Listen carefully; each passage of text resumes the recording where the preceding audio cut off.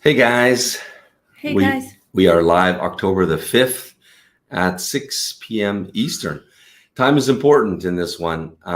Let me set the backstage. I have known Gerry for a number of years. We've been kind of WhatsApp friends. And 2 days ago, we spoke on the phone and it all kind of unraveled from there. So we are live. We're going to bring Gerry into the studio in just a minute. I'm going to play just a short intro reel of his love story with Elena, and I'll be right back and we'll pull Gerry into the studio.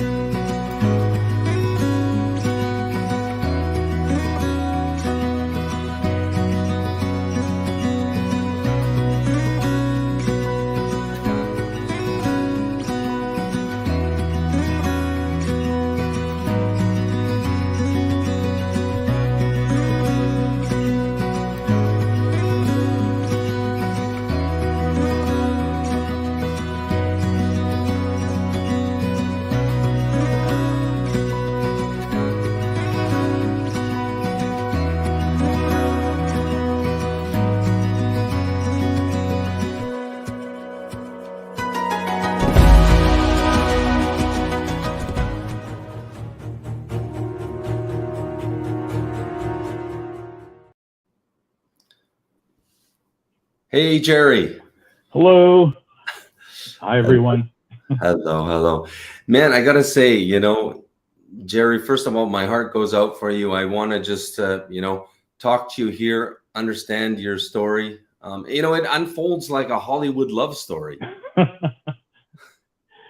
Well, yeah, perhaps so. Not one with a good ending, at least not to this point anyway. We'll see what the future holds in store. But you want a little bit of background on how we met and so forth? And first, right now, Elena's supposed to be on a bus to Warsaw, I guess, right? Right now. That was the plan. Yeah, she was scheduled to leave at 2 o'clock in the afternoon, their time, and I believe the bus was to take somewhere around 8 hours to get directly to Warsaw. And the plan was for her to spend the night in Warsaw, then be on a plane from Warsaw to Vienna, then on to Chicago. And I was to meet her in Chicago tomorrow in the afternoon and spend a few days in Chicago. And that was going to be the start of our new life together in the USA. Mm-hmm. You guys have been together for 4.5 years. You have a lot of time with this lady. Yeah, please do take us back. Maybe rewind to the very beginning, how you guys met online, and then if you could just unfold your. Yeah, we met online about, as you just said, Joe, about 4.5 years ago. We met on a dating site that I thought at the time, and I still do for the most part. I thought it to be one of the more reputable sites. And we began communicating via the site. And then after a few days, we went off of the site and started using Viber or WhatsApp. I can't remember which service. And things took off fairly quickly. Our conversations, our chats went well. I think after about 1 week of chatting, we decided to do video chats, and we spoke. We wrote at least pretty much every day, and we would probably meet during those days for video chat maybe once or twice a week. And things started moving fairly quickly. So after about a month of this type of communication, we decided to arrange our first meeting, and we chose Paris. It was fairly convenient for her, and it wasn't so bad for me. It was fairly easy for me to get over there, and prices were good and all that. So our first meeting was in Paris. We were there for, I think, 6 days. I don't want to say it on either side, it was love at first sight or anything like that. I mean, for obvious reasons, I was very attracted to her, and I think she tolerated me. But it was a great first meeting. We got along famously. We enjoyed doing a lot of similar activities, you know, around the city. Despite her struggles with English during those early days, we communicated quite well. So overall, it was a very good first trip. You know, if I were to rate that first meeting out of 10, I probably would give it maybe an 8.5, something like that. It was a very nice first meeting, and it set the groundwork for continuing the relationship and developing the relationship. So and that was back in May 2018. Sorry, yeah, that was back in May. Actually, slight correction on the dates. We started communicating in May, and then this trip was arranged for pretty much the end of June in 2018, and we had a little bit less than a week in Paris. So after that trip, can I stop? Go ahead. What do you mean when you say she was tolerating me? Oh, I was just being funny. It was self-deprecating humor. Everything was fine. No, we got along well. She was enjoying her time. She was enjoying me, and vice versa. There were no problems. Yeah. She came alone without. Yeah. She came alone. She was without her children on that trip. Mm-hmm. So after that trip, she returned to the Ukraine. I returned to the USA. Our communications became more frequent at that point.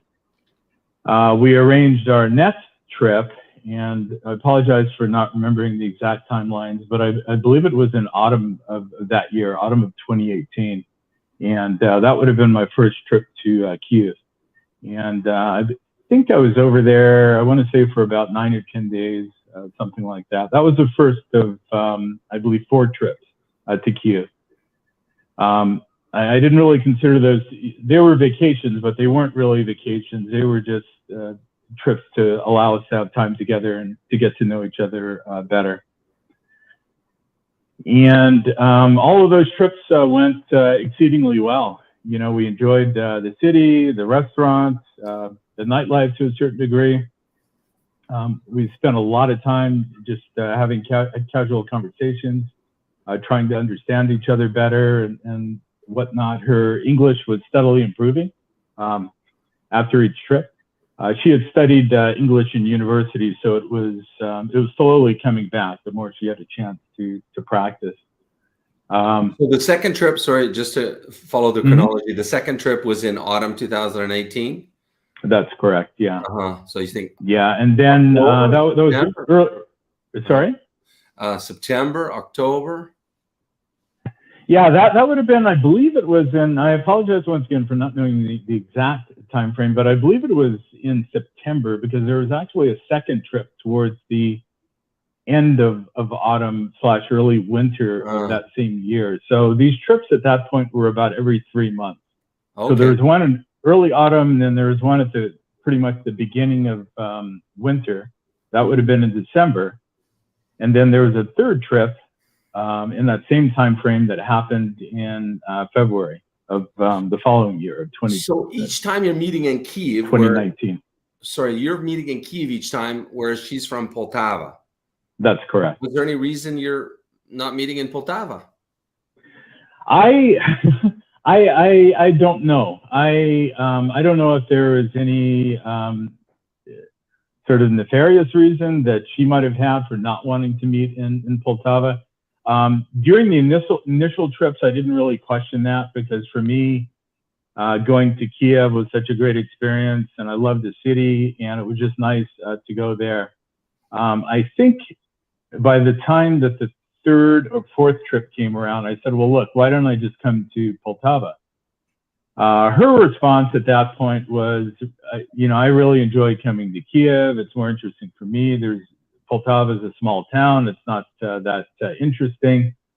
And I said, well, maybe it's not interesting for you because you were raised there, but for me, I know there are lots of historic sites. You know, it's going to be interesting for me. But anyway, she kind of poo-pooed that idea, and that never really happened. Also, I was interested in, at that point, in kind of meeting. I hadn't met the children at that stage, so I wanted to meet them. Also, I wanted to say hello to the parents too.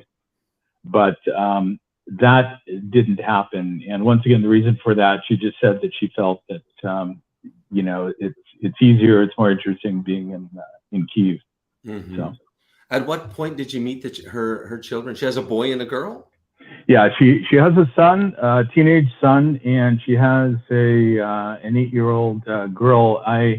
First I met the son. We met in 2019. I think it was mid-autumn 2019. We met in Berlin. She wanted me to meet him, and he was interested in seeing a little bit of Germany, so we arranged a trip to Berlin, and I came over there, and we had about, I think, 6 days together in Berlin. Everything was great. He was a great kid. Got along very, very well. And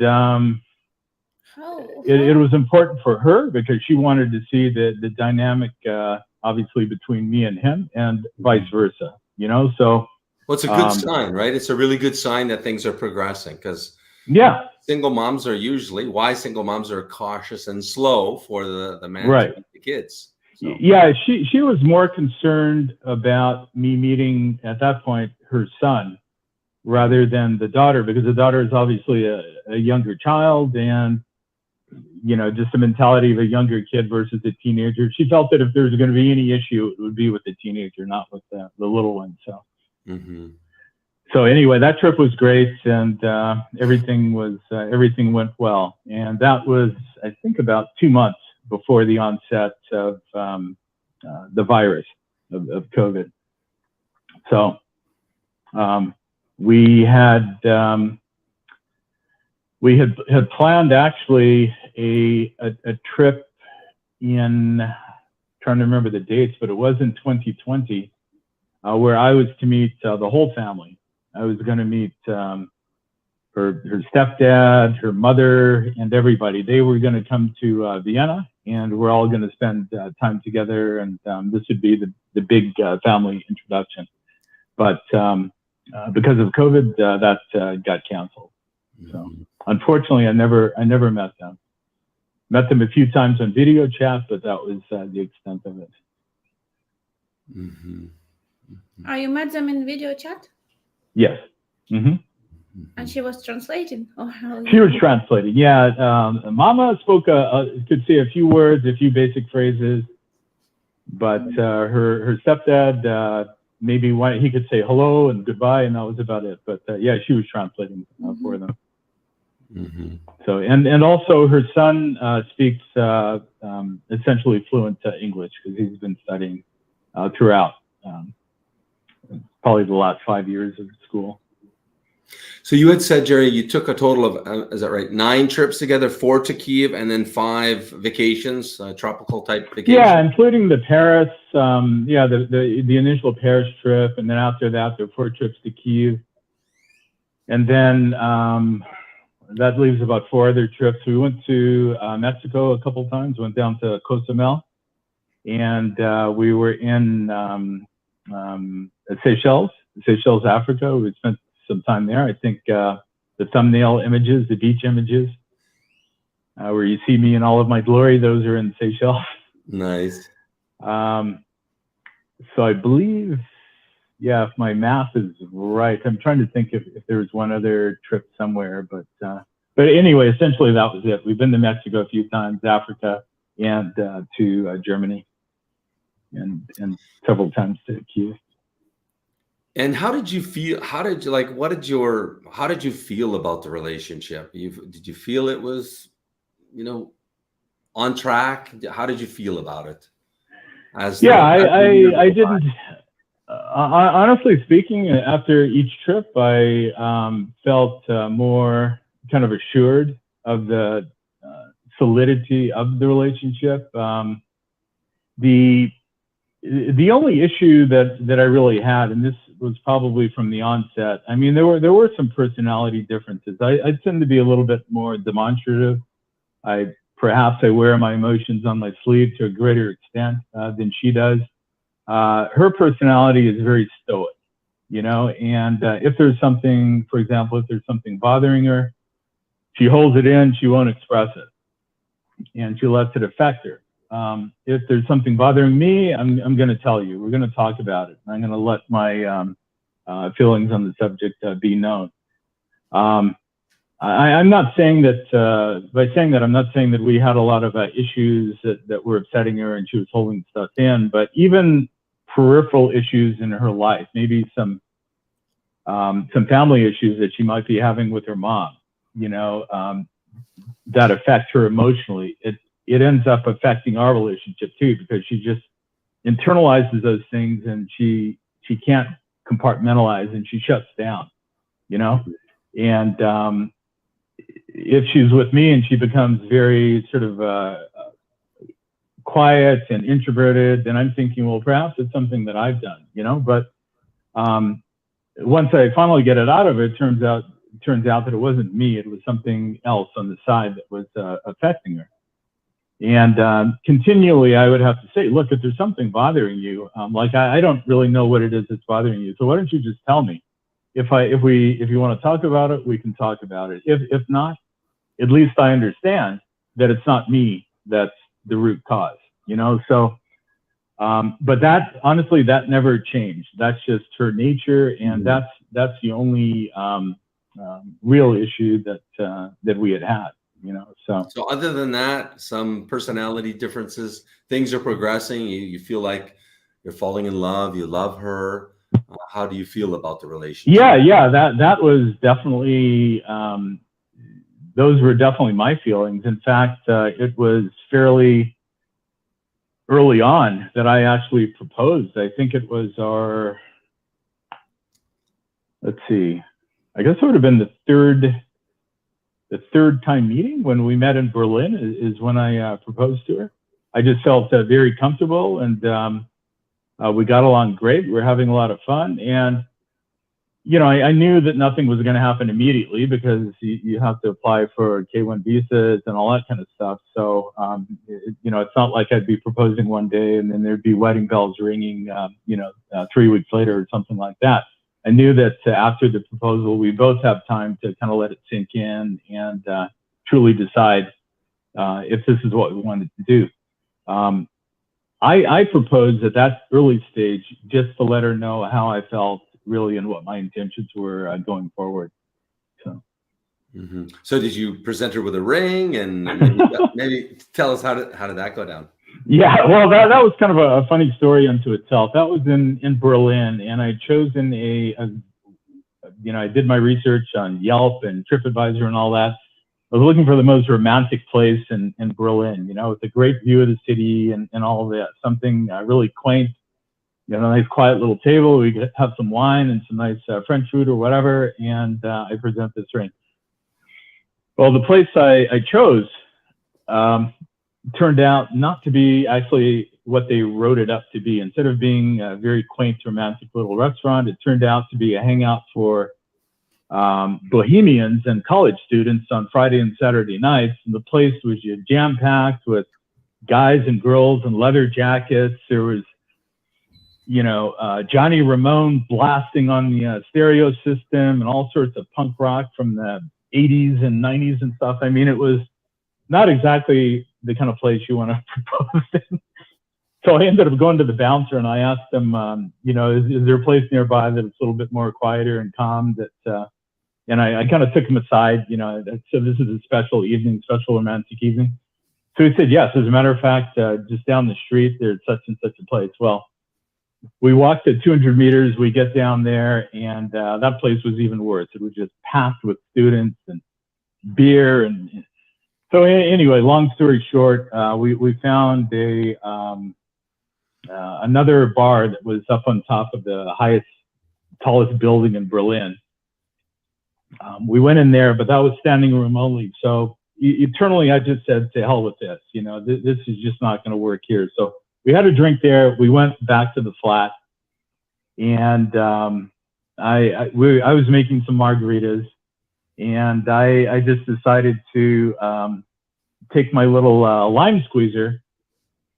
I brought with me a lime squeezer to make a special recipe. But anyway, took the lime squeezer out, and I said, Leanna, I'm having a little problem with this. Can you take a look at it? It's not sort of closing properly. So she took it and she opened it up, and there, enclosed in tissue paper and everything else, was this weird little ball. So she says, "What is this?" And I said, "I don't know. I'm having a problem making my margaritas." And she opened it up and opens up the ball, and there's this engagement ring. So she was shocked. She was just stunned. And I popped the question at that point. She did hesitate for about 15 seconds, and then she said yes. So that was the proposal story. And when was that? In 2019? That was 2019. Yes. Yeah. So you guys have been seeing each other about a year or something like that. That's correct. Yeah. And I was going to ask you, so did you get a chance to bond with the children at all? Did you meet the daughter? Yeah. So after that, I think one of our next trips was actually to Mexico. I flew them out to Cozumel, and I met the daughter for the first time there. So it was all of us together. Actually, that was during the COVID period, when things were just starting to open up. I mean, Mexico was a lot more lenient, I guess, but anyway, we went down there and we met, and that was a great trip. Everybody got along. There were no issues, and I was a little bit nervous, because this was the first time we were together collectively as a family.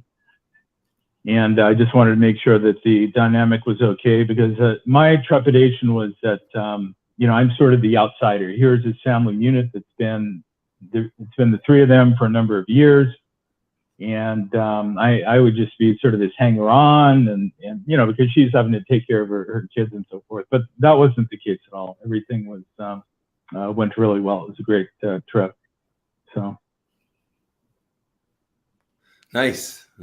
So after that, how long was that trip in Cozumel? That was, I think we had about 12 days down there. Yeah, we hit Playa del Carmen for a few days, and then Cozumel for the rest of the time. And so then, did you feel like you were bonding with the children? Oh, for sure, sure. They were.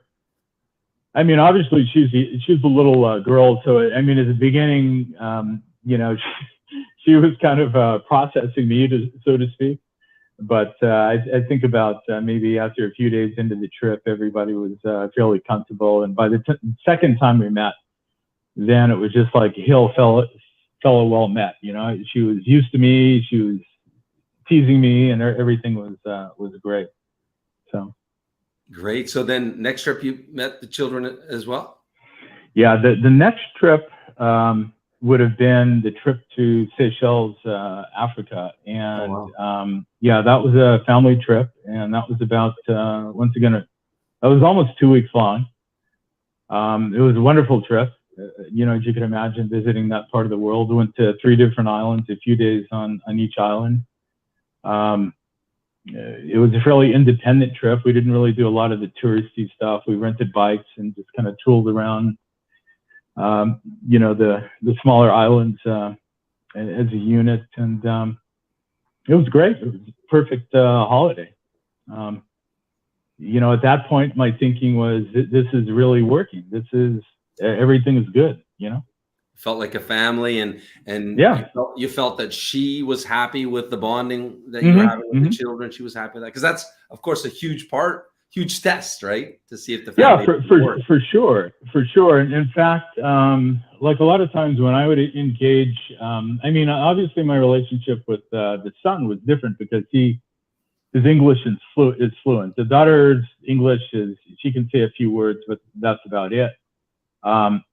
But I noticed that when I engaged with the daughter, Leanna was always sort of, she had her eyes, she was like a hawk, just looking to see how it was going and how the daughter was responding, how I was responding.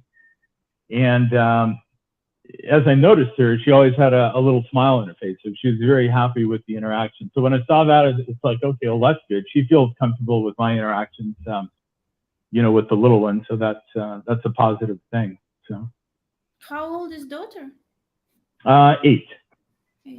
During that trip, she would have been, she was 7 actually during that trip. The first time I met her, she was 6. When you talked to daughter, she was she was worried, or she just was happy? No, when I would speak to her, these weren't obviously real conversations because my Russian is just a few silly words, and her English is at about the same level. But with Elena around and with her son around, both of whom speak fluent English, everything was always translated instantly. So there was a nice rapport. But it was always fun. It was always happy. A lot of teasing back and forth and that sort of thing. Mm-hmm. Oh, she wrote you today messages in Russian language. Yes. Mm-hmm. Why? She speaks English now, no? She speaks English, but when we communicate on Viber, it's always Russian.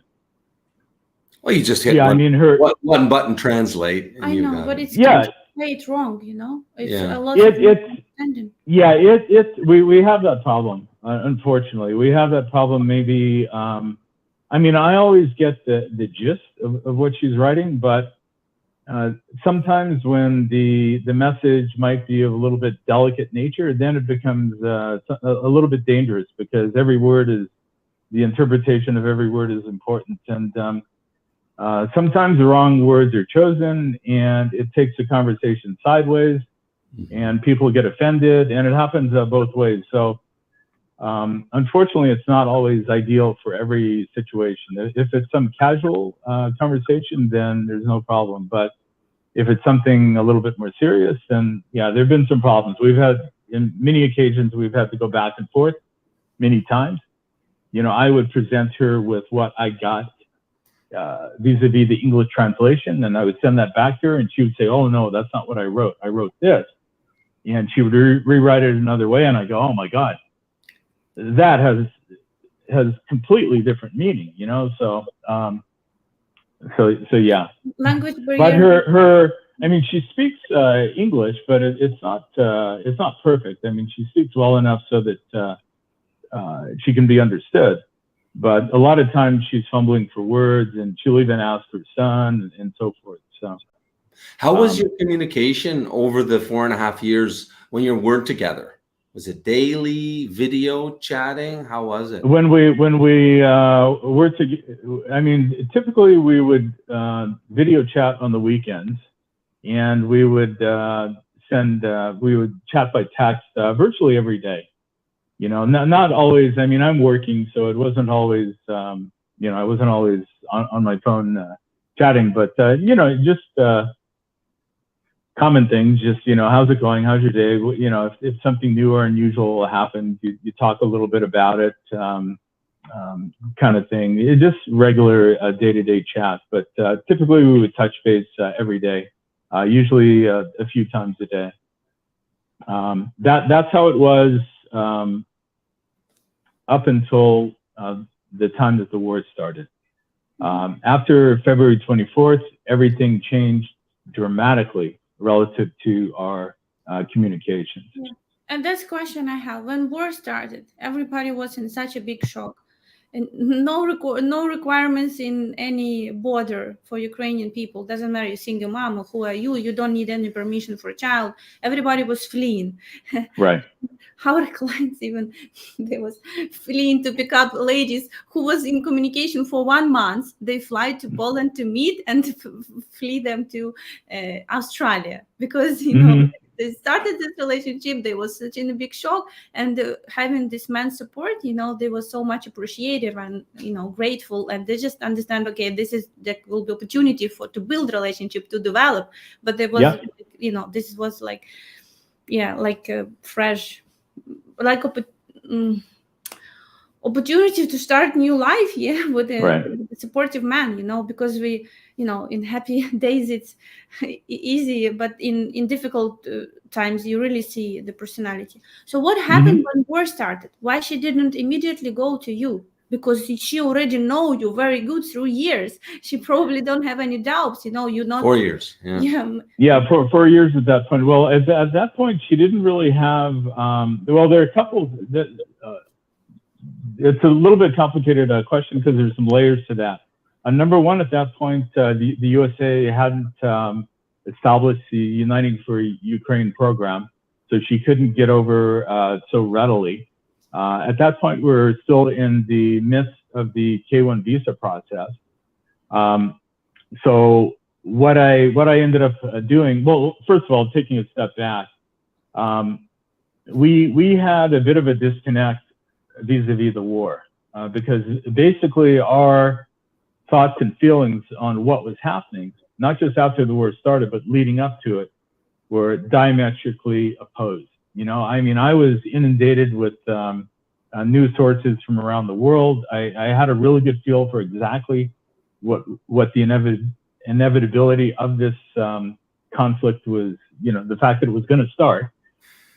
Despite the fact that Lavrov was saying that, you know, calling Americans hysterical, there's going to be no war and blah, blah, blah. I mean, obviously that wasn't the case, and I knew that wasn't going to be the case. But as you guys probably know, the feeling on the ground in many parts of the Ukraine was not that. A lot of the people, I don't want to say they had their heads in the sand. Yeah, totally. Well, I don't know if they really did or not, because I think a lot of people over there weren't getting the same, like we were just bombarded with this news. Every time I turned on the TV, I saw Maxar technology images showing the Russian buildup around the peripheries of Ukraine. They obviously weren't getting that. So everything was hunky-dory there for the most part. It was life as usual, and they really didn't feel that Russia was going to attack. Unfortunately, she was one of those people. About a month before the conflict started, I began to tell her, you know, it's time to leave. Get out, go to Warsaw, and just hunker down there for a bit. And I said, there's no harm in that. You're going to be out of harm's way. And if what Lavrov is saying is true, that Americans are hysterical and there's not going to be any war, then it's no harm, no foul. Okay, so there's no war. You go back to Ukraine. What's the big problem? But I said that, I iterated that several times. Every time I said that, she became more and more angered with me for saying that. She said, she called me hysterical. She said I was being hysterical. Nothing is going to happen. Everybody's going about their business. And I got frustrated hearing that, because I knew what what was about to transpire. So ultimately, the war started, and initially she didn't just run for the hills at that point, because initially it was kind of relegated to Donbass, and I guess, to a lesser degree north of Kyiv. And she still felt relatively safe in her area. She didn't think that there was any immediacy in having to leave or anything like that. But that changed about 2.5 weeks later, I guess. Once they started bombing Kharkiv, she could actually hear bombs exploding 150 kilometers away. And they started getting air raid sirens consistently at that point in her city. So once that happened, then she decided that it was time to go, and she did leave. It was a crazy period. Initially we had her set up to go to Romania, and then she was going to traverse her way up to Poland from there. But she got on the little minibus or whatever, started heading towards Chisinau, I guess, Romania. But about 20 kilometers for the border, everybody got off, and then they were going to take some smaller transportation to the border. But a lot of Ukrainians at that point weren't going to Romania. They were taking some other bus that was taking them up to Lviv. So they went to, she decided to go with them, and they went to Lviv, and then they were able to find direct transportation at that point to Warsaw. That whole journey from the time she left her city to Warsaw, she said, took about 32 hours. It was brutal. It was insanity. But ultimately she got to Warsaw. But now keep in mind that we're already 3 weeks into the war. So many people who already fled, they're already in Warsaw. It was a bitch trying to find accommodations for them because all the flats were rented. She was lucky to find something. The prices were high. But we did find something, and she stayed there for 1 month, and didn't feel comfortable because she didn't have any friends. She had one friend that was in Warsaw with her initially. That friend decided to leave to go to Geneva, so she was by herself with the kids. Another one of her friends had a bunch of, she was with the Ukrainian community that had gone up to Ireland. They were in Cork. So she decided to join them just so she could be around some comrades and just feel more comfortable. So she ended up spending 2 months there, and then decided to answer Anna's question. You asked why she didn't just come over here initially. So around the middle of the summer, I believe, is when I was actually able to get the Uniting for Ukraine travel authorizations approved. So we had those in hand, and most people were saying, well, what's she doing? Why didn't she just come over here immediately? She has them. What's she doing? But she had this notion of returning to Ukraine, tying up business and loose ends, doing that for about 3 weeks to a month, and then coming over because she wanted to change the title of her flat and all this stuff, and also have some dental work done and this sort of stuff. So she did that, and the time frame for doing that was about 1 month. And we had the departure for her to come over here set up for, what's today? Wednesday, right? It's set up for tomorrow. She's supposed to leave tomorrow from Warsaw. This past Monday, she received a summons saying that she must report for non-military specialized duty based on the fact of her education and her past profession being a police officer. And there was no way around it, you know. So and instead of being on a plane, you know, in 2 days she's going to be, or in 3 days or so, she's going to be reporting to duty at a government office, helping onboard new military conscripts. So. Just to fill in the gap there, why did she go to? So she went to Ireland. Maybe she went. Yeah, she went to Ireland just to be more comfortable, to be around more Ukrainian people. There are so many Ukrainians that went to Ireland. She felt very isolated in Poland. When she went to Ireland, was she already approved by United?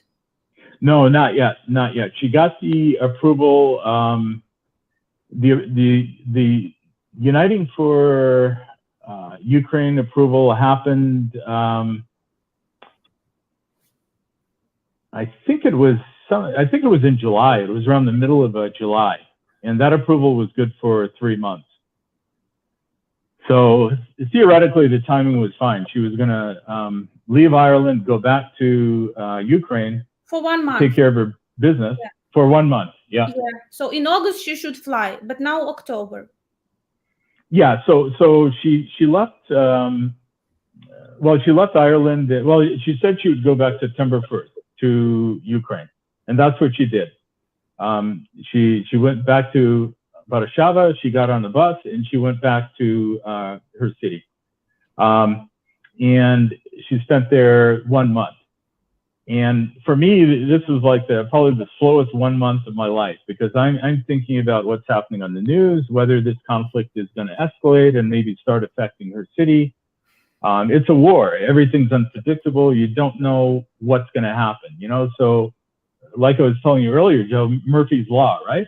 Whatever can go wrong, did go wrong. I mean, everything was lined up for her to get out, but within 3 days of her departure, she gets this conscription notice to come in and help the cause, you know? This it hurt. I just don't understand. If she was approved in July, why it takes so much time to That was her choice. She could have left as early as July the 11th. She says she 1 month, but she instead spent 2 months. Well, she finished her time in Ireland. So she finished August in Ireland, right? And this is the part, these are good questions. I don't really understand it because my thinking is, okay, if you need to finish business in Ukraine, then just go back to Ukraine. But I think a part of her thinking was that if she waited until the end of August, she was hoping that things would calm down even more in Ukraine and that it would be safer for her and the children. Things wouldn't be as hot on the ground, you know? Whether that made a difference or not, I don't know, but that's the way she was thinking. That's why she didn't go back to Ukraine in July when she got the approval. She waited until the end of August to go back. What was the reason? To take care about business? And can I ask? Yeah, she needed to. She didn't These are her words. Like I don't have, like I wasn't there, so I don't know exactly what was going on. All I know was what she told me, which was that she was transferring a property from her name to her mother's because she ultimately wanted to be here forever for an extended period. This is what 1 hour me. to transfer. You just do. This is 1 hour to do this transferring. Well, that's what I was thinking, and I told her, I said, why do you even have to be there? You can have a notary public. You can give somebody power of attorney. Power of attorney, you can do even in America. And well, that's what I said. And she goes, her response was, no, maybe in America you can do that, but in Ukraine you can't. So I don't know. Like what you're saying, Anna, I agree with totally, and those are the arguments that I presented to her. But those arguments were rejected, and she said that no, I have to be there to do it. And I mean, maybe there are other things too. I mean, some less tangible things. For instance, she was raised by her grandmother. Her grandmother is 90-something years old, so maybe in the back of her mind she wanted to see her babushka, and she wanted to say goodbye. You know. That's all I can come up with, really. She said goodbye when she left for UK. I mean, or to Ireland, to Poland, wherever. Those people, all who was leaving Ukraine, they never know when they'll come back or will ever come back. You know, it all was leaving because of big panic and.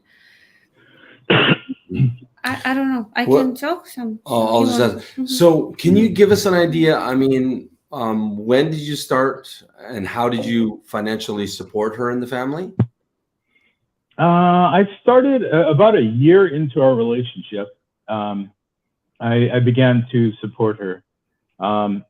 They were having economic problems in Ukraine at that point. A lot of government employees were not being paid in a timely fashion.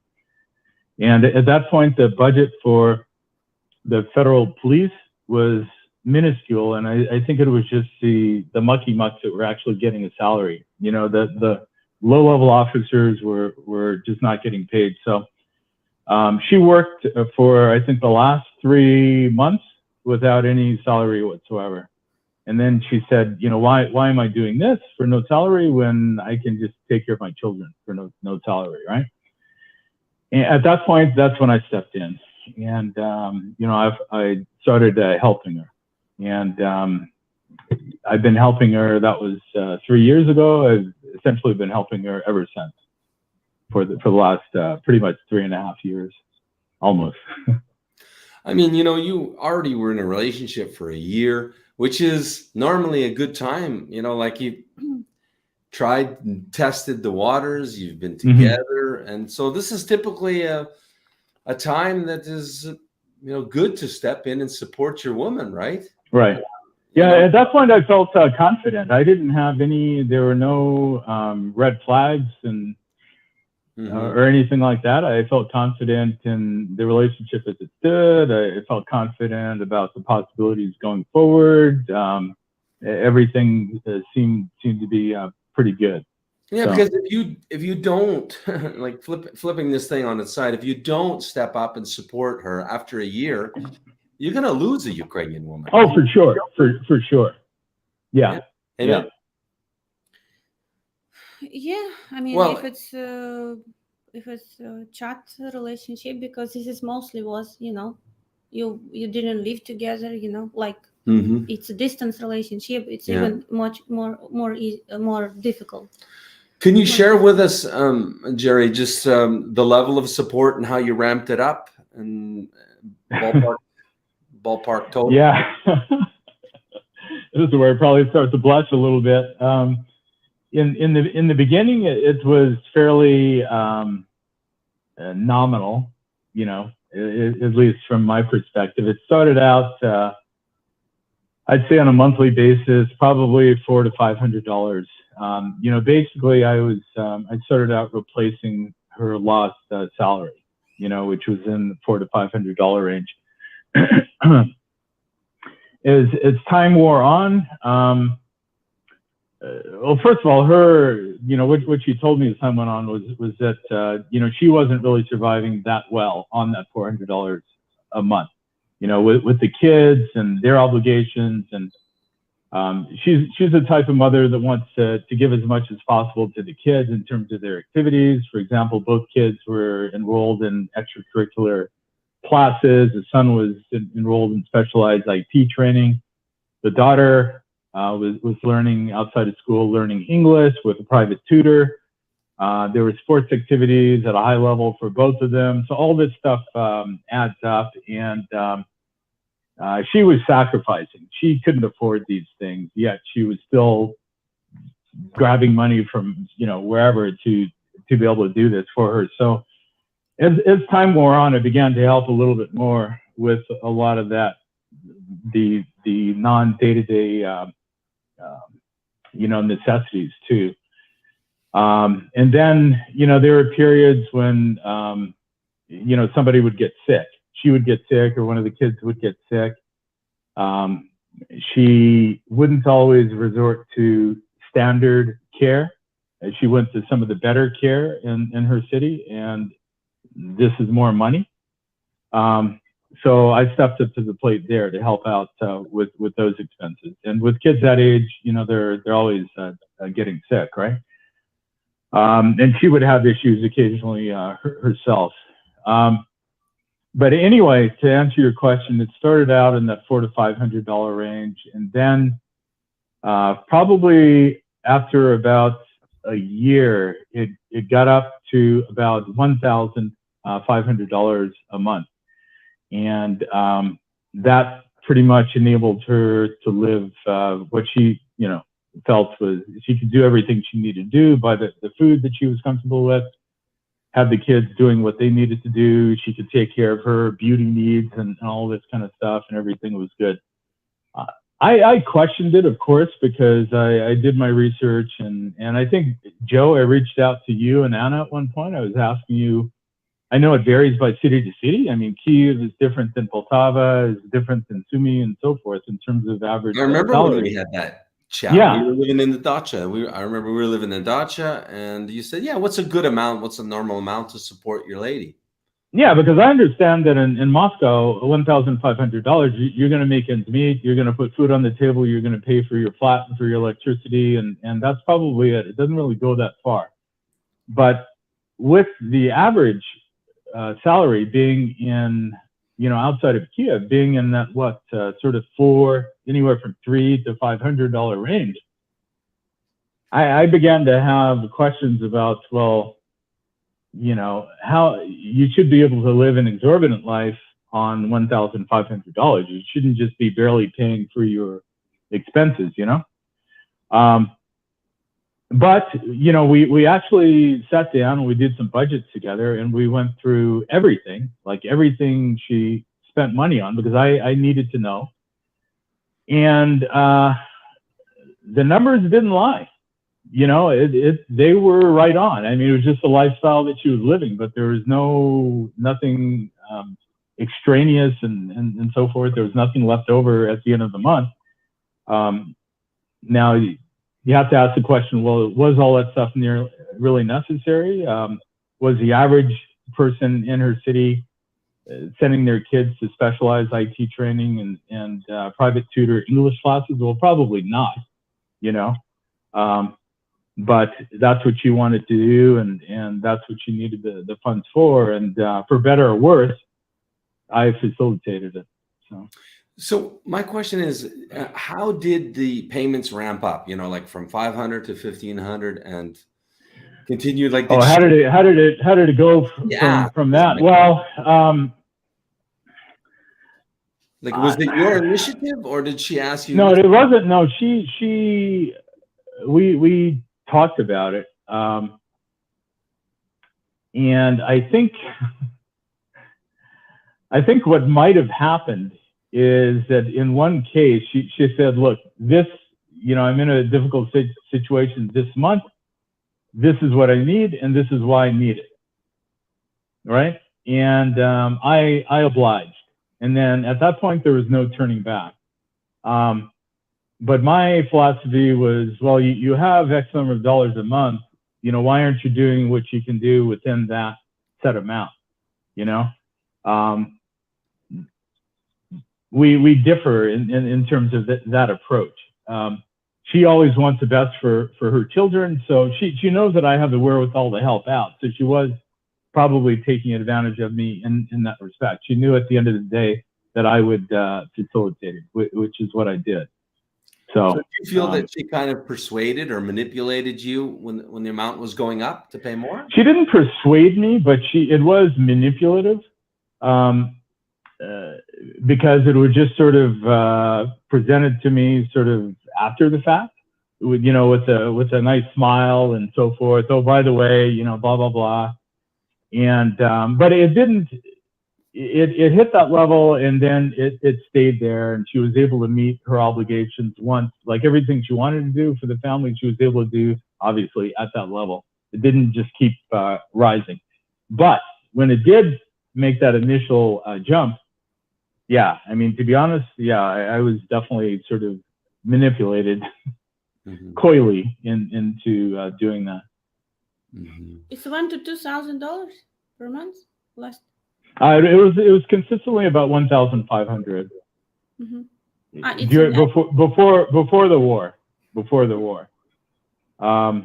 For that 3 years, I guess, and whatever that time frame was. And then once the war started, then all hell broke loose, because now you're not in Ukraine, you're dealing with expenses in Europe, and that's a totally different kettle of fish at that time. What would you say it is all in, you know, your total support since you met her 4.5 years all in? Considering the expenses, the higher expenses, it went up to about $2,000 per month during the war months. And but I think it's roughly about $60,000 all in over this whole period of time. And that would also include there are a few things that would pop up out of the blue, like emergency medical situations, or, you know, a tooth that needs a root canal or something like that, right? So that would include pretty much everything. Sorry, it's tooth? Tooth. Dental. Some dental. Like emergency dental work. And you helped her parents, did you, as well, a little bit? I helped, not so consistently. I did. Her stepfather lost his job at the beginning of the war, and for that first month, I did help replace his salary for that month. But that was pretty much it. So the $60,000 doesn't include your trips, your 7 trips and vacation expenses. No. Nope. How much do you think all of that is, like the vacation, the trips to Ukraine? Well, I'd have to think about that. I know Seychelles was, for me, a shock. I didn't do my due diligence going into that trip. It was a lot more. I mean, the flights weren't so bad, but if any of the viewers have ever been there, they know what I'm talking about. Once you hit the ground in Seychelles, then things are probably about 3 times more expensive than what you would find in North America from the standpoint of restaurants. and so forth. So I think that trip, that was probably like a, all in, that was like a $10,000 trip. And I was expecting it to be about $5,000, $6,000, something like that. So yeah. Mm-hmm. The trips to Europe really weren't so bad. Mexico was I've been there so many times that I know, you know, I know what the expectations are there financially. But yeah, Seychelles was a shocker. Mm-hmm. Mm-hmm.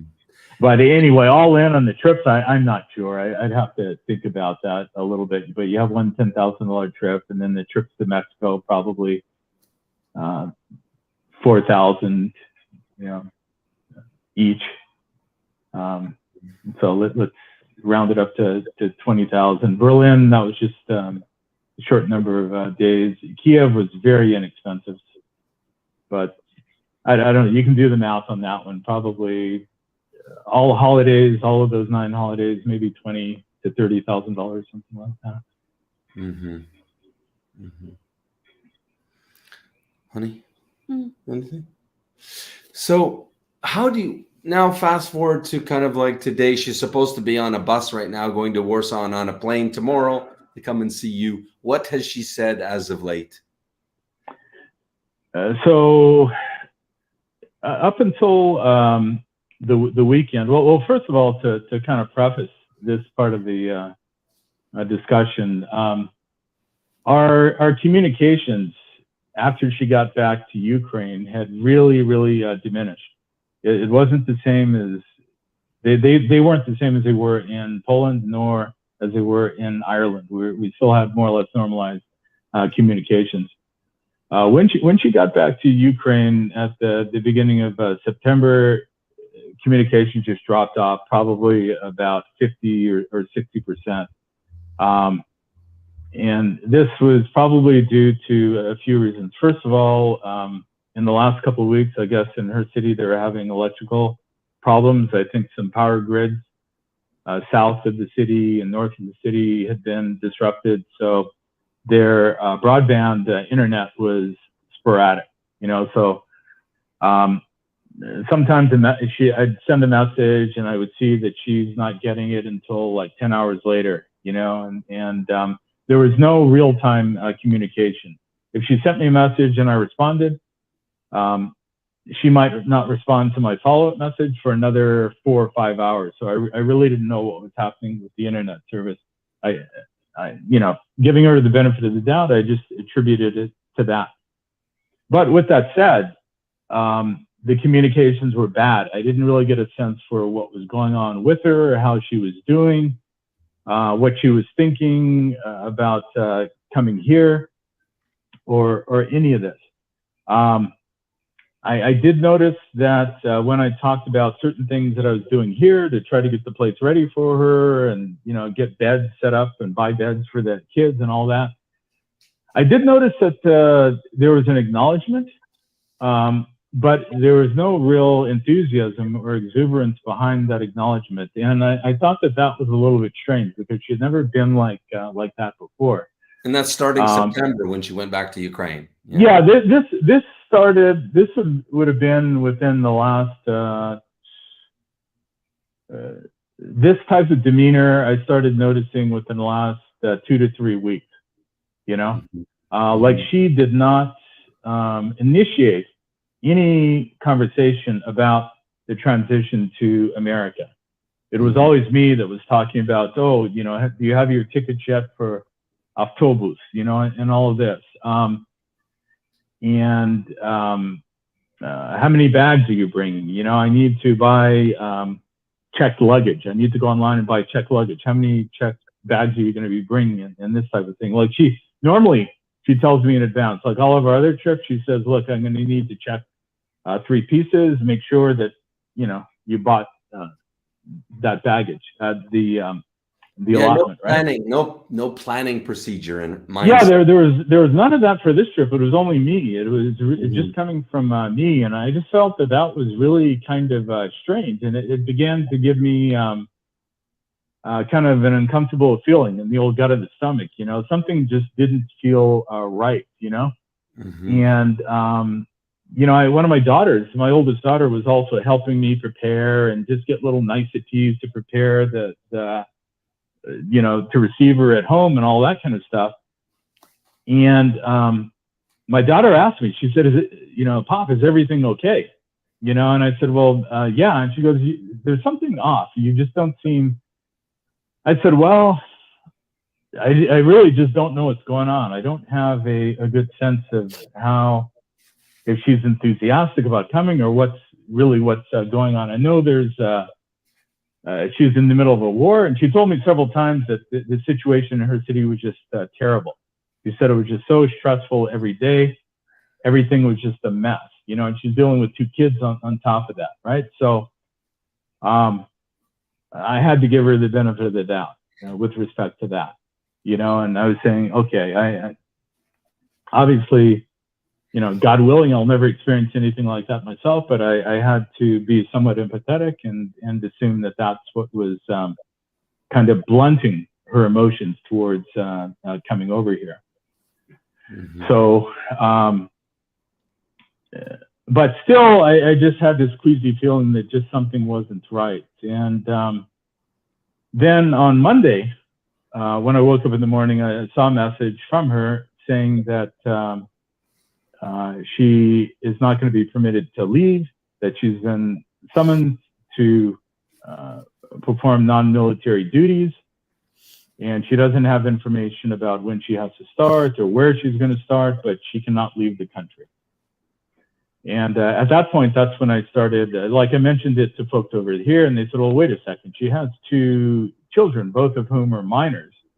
You know, why can't she leave?" And then that's when I followed up with the Ukrainian lawyer to find out, you know, how single mothers were being qualified over there. And that's when they said, well, no, if there's a father in the picture who, at least on paper, provides some sort of support, then she does not qualify as a single mom. So she can't be exempt from this service. So everyone that I talked to said, regardless, she should just leave. She should be on that bus and she should go. But then they also said that what the lawyer told me was that if she left on that bus, that there's a very good chance that she would never be allowed to return to her country, you know. So I don't know if that was really the case, or if it depends on the situations or not. Obviously, for military service, for true combat service, I'm sure that's the case. But in this situation, but if she was aware of that, I don't think she would have been willing to make that sacrifice. And then what has she told you? The most recent thing, what was it, today or yesterday? Today, I guess. Yes. So actually, it was yesterday. I might need Anya's help on this a little bit, because once again, it was all written in Russian, and I'm just dealing with the translated versions of it. But pardon me. You know, her initial expression to me was that her life has just been turned upside down. She says she's absolutely shocked. She's devastated. She said that she didn't know what to tell me, but she says that her life has taken a different path now because of what's happened, you know. And and I think in the last message, she was saying that the situation is very serious for her, and she seemed to think that I wasn't understanding the gravity, the seriousness of the situation and what she was having to deal with. But she didn't say anything specifically about the future. But she just said for now, she would not be able to travel. So, but it's where I'm having issues right now is once again, at the beginning of this discussion, Joe, you asked me about our communications, how often we communicated. We, you know, as I mentioned, we communicate every day, you know, several times a day. Yeah. For the most part. And then quite a bit on the weekends. But today I didn't receive anything. There was nothing. There was no good morning, no hello, nothing. Yesterday, yeah, there were the back and forth messages. Before that, I think Friday, Saturday, Sunday, I hadn't received any communication. So I'm not sure what was happening then. I'm thinking that maybe she had heard about this possibility then, and she just had that on her mind. I don't know. I don't know why there was no communication. Mm-hmm. But things are different now. It's the communication isn't. It's very factual. It's to the point. There's no warmth or anything behind it. I don't know if Anna would concur with me.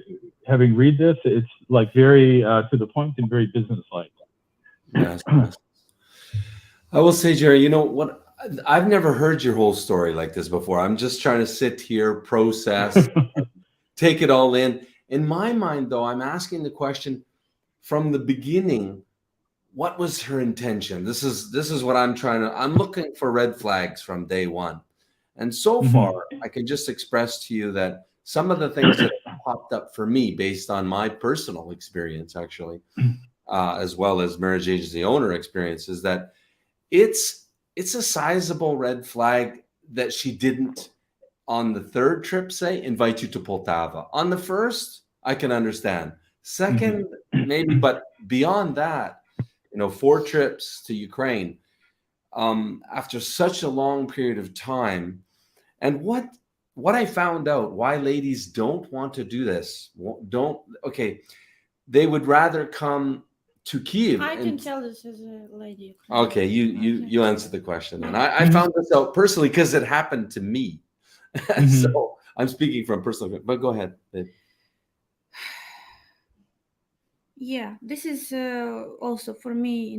I make notes of of red flags that all that I see, catch here, because I'm Ukrainian. I know a little bit more, ladies, how they think and who is, has serious intention and how they behave when they have serious intention, and, this thing. So, yeah, this thing that she didn't want to meet with you in Poltava, it's a small city. People will, talk about her personal life. It's much easier to go to Kyiv, to be lost there in millions of people, and keep it private, because maybe, the thing that maybe she can have several Gerrys, unfortunately, This is the truth, and she don't want people to discuss this, because in small cities like gossips, or how it's called, when people blah blah blah, gossip. Gossip. And lots of gossip in Poltava. Yeah, and somebody even can, if she will continue to bring, foreigners men there, some good Ukrainian person can tell you, listen, she's bad girl, trying to use very simple Ukrainian language. But in Kyiv, you just like melt in, lots of people, nobody knows her story. Who are you, And, but honey, what do you think about after the third trip, not inviting him to Poltava to meet the children, no, etc.? Even the first trip for me, this is not normal. I can tell you, our ladies, when they meet for the first time in Kyiv, they come into office. It's when before war, we talk about normal conditions. Yes, they come to office. They stay one day in Kyiv, and then they want to invite man to her city to show where she grew up, to maybe if everything goes well, to introduce to some friends, not to family, of course, but but show her life how it is, this is not, not convenient in Kyiv. Yeah, it's I honestly speaking, I met most of her friends online. They were in Poltava, but I met all of her best friends. One of those friends actually I met in Warsaw. She was in Warsaw while I was there visiting. So it's kind of strange. I didn't physically go to Poltava, but I met probably about 5 of her best friends just on chat. And then I did meet the family a few times on chat. And then, prior to COVID, we did have that family, to meet, officially meet the parents planned for Vienna. But like I said, none of those included being physically on the ground in Poltava. So, there could well have been some kind of trepidation there for the reasons that you highlighted. I don't know. I just be. Okay, can I continue with I could chalk it up to maybe she's just very cautious. She does have 2 children, but I can say it's not an indicator of seriousness. I can say, but I think it's still explainable, possibly explainable. Go ahead, honey. Yeah, but there is many. Yeah, many we're things adding them up picture. as we Yeah. go. Right. I mean, just based on your story, on your feelings, and I see your feelings. They are not lying, and that's always the best what guys can do. Just trust their gut, And I see you felt something wrong was there, and this was true. This your intuition never lies. I mean, I don't want guys to be paranoid, but at the same time, just don't lose, general sense about things. Right. So when you make proposal to her, okay. Another thing, I understand. You took 2 years before you do proposal. Yeah? 1 year. 1 year. One year. Yeah, about 1 year. Yeah. And then visa was approving for next 2 years, or you no, the K1. That's where sort of all hell broke loose, because the proposal was done a couple months before COVID hit. If I had started the visa process, I think maybe a month earlier or something like that, I probably would have had based on what other people in my area had experienced, I probably would have had that thing approved in 3 months. But once COVID hit, the government obviously shut down, and they weren't processing those visas. So it went the better part of 2 years. And then just really quickly, what happened with that K1 visa? Once the war started, a lawyer here, currently I'm in Minnesota, a lawyer here told me that, because of this war, due to these exceptional circumstances, you can have this visa expedited. So he told me how to do it. I went and expedited it. And I think within 1 week, she was bumped to the front of the queue, and we started getting all the secondary paperwork that we needed for that. But the timing of that was around the same time as this Uniting for Ukraine program started. So I was dealing with both things simultaneously. And at one point I had both in my pocket. I still have the K1 approval. If I understand you right, she could have come to you within first months of the war? No. I was saying if I had submitted the application before COVID, then it would have been approved within 3 months. I understand. But I didn't start the process until COVID had already started. So now everything was frozen essentially. So up to 2 years, delay was. Even more. Right. Even 2.5. more? Yeah. COVID really mucked up. Yeah. Okay. Go ahead. So Thanks. you've done her marriage proposal. Yeah. Everything was great. You feel good. Yeah, it was funny. Everything was fine. I was happy. She seemed to be happy. It took for 15 seconds to answer, and this is she flag. She paused. I don't know what the metrics are in that. How long it typically takes a woman to respond.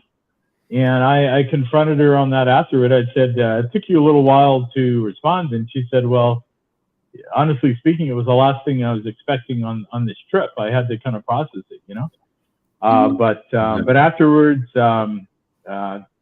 everything seemed to be fine, So no, I just tell you, our words, they can lie, but our initial body reaction, how quickly we answer. The quickly we answer. This is our true, answer. Okay. But if it takes time to answer, that's when your brain starts to tricky what to answer. This is not true answer. This is far away from being true. Every woman who love man, who see, who feel good about this idea, she will quickly respond. And this is like you was sure about her, but obviously she wasn't. But okay, we take this. I just tell I mean, maybe I was sure, and like you just said, most likely at that point she was not, right? Yeah.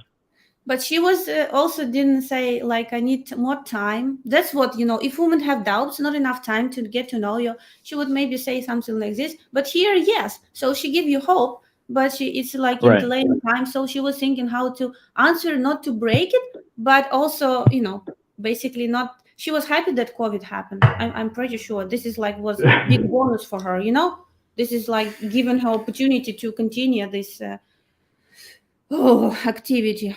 So yeah, next sign that woman she was angry when you offer her to help, you know, to get out when war started, as a loving man, you know, supportive man, helping her to, you know, to encouraging her to go in a safe area. Her initial reaction was, you know, angriness. yeah. She was not happy with my suggestion. I don't know, honestly. I don't know if she was angry at me or if she was just frustrated and upset about the whole situation. And she was kind of lodging that frustration on me. I don't know. But she felt that you know, what I was saying was the timing of it was wrong, because she really felt that there was nothing at that point to really worry about over there. And she did say that she felt I was being hysterical, you know. So those she used the same word as our friend Lavrov. I mean, you know, in all this story, I see, I can, okay, of course, I will continue now, but okay, maybe I will summarize later, yeah.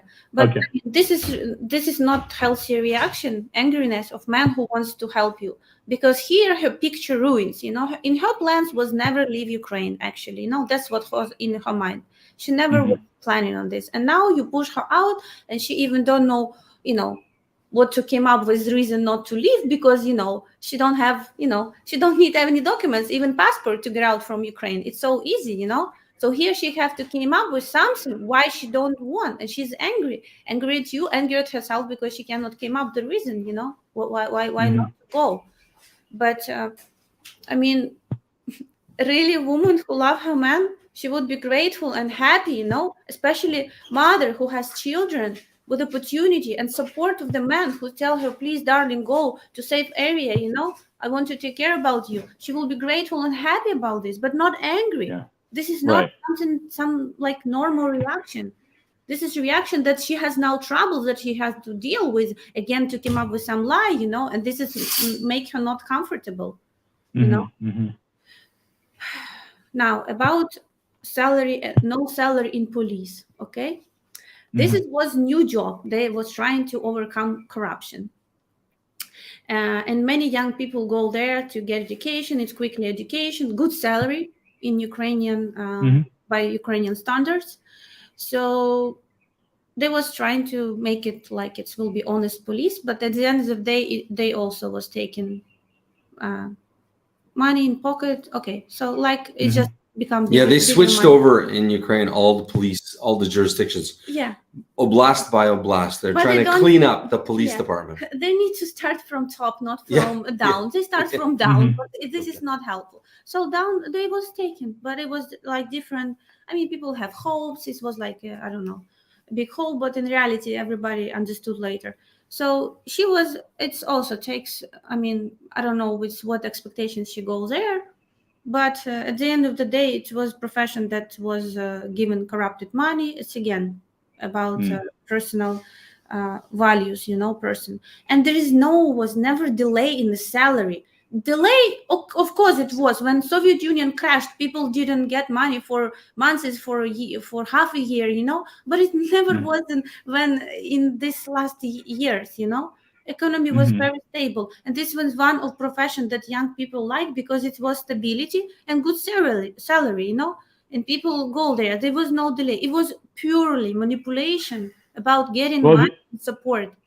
Yes. Yeah, the time frame for this happening was about 3 years ago. I don't know if there was any different situation. Okay. September, you said September 2019, yeah? No, it was... something right around then, yeah.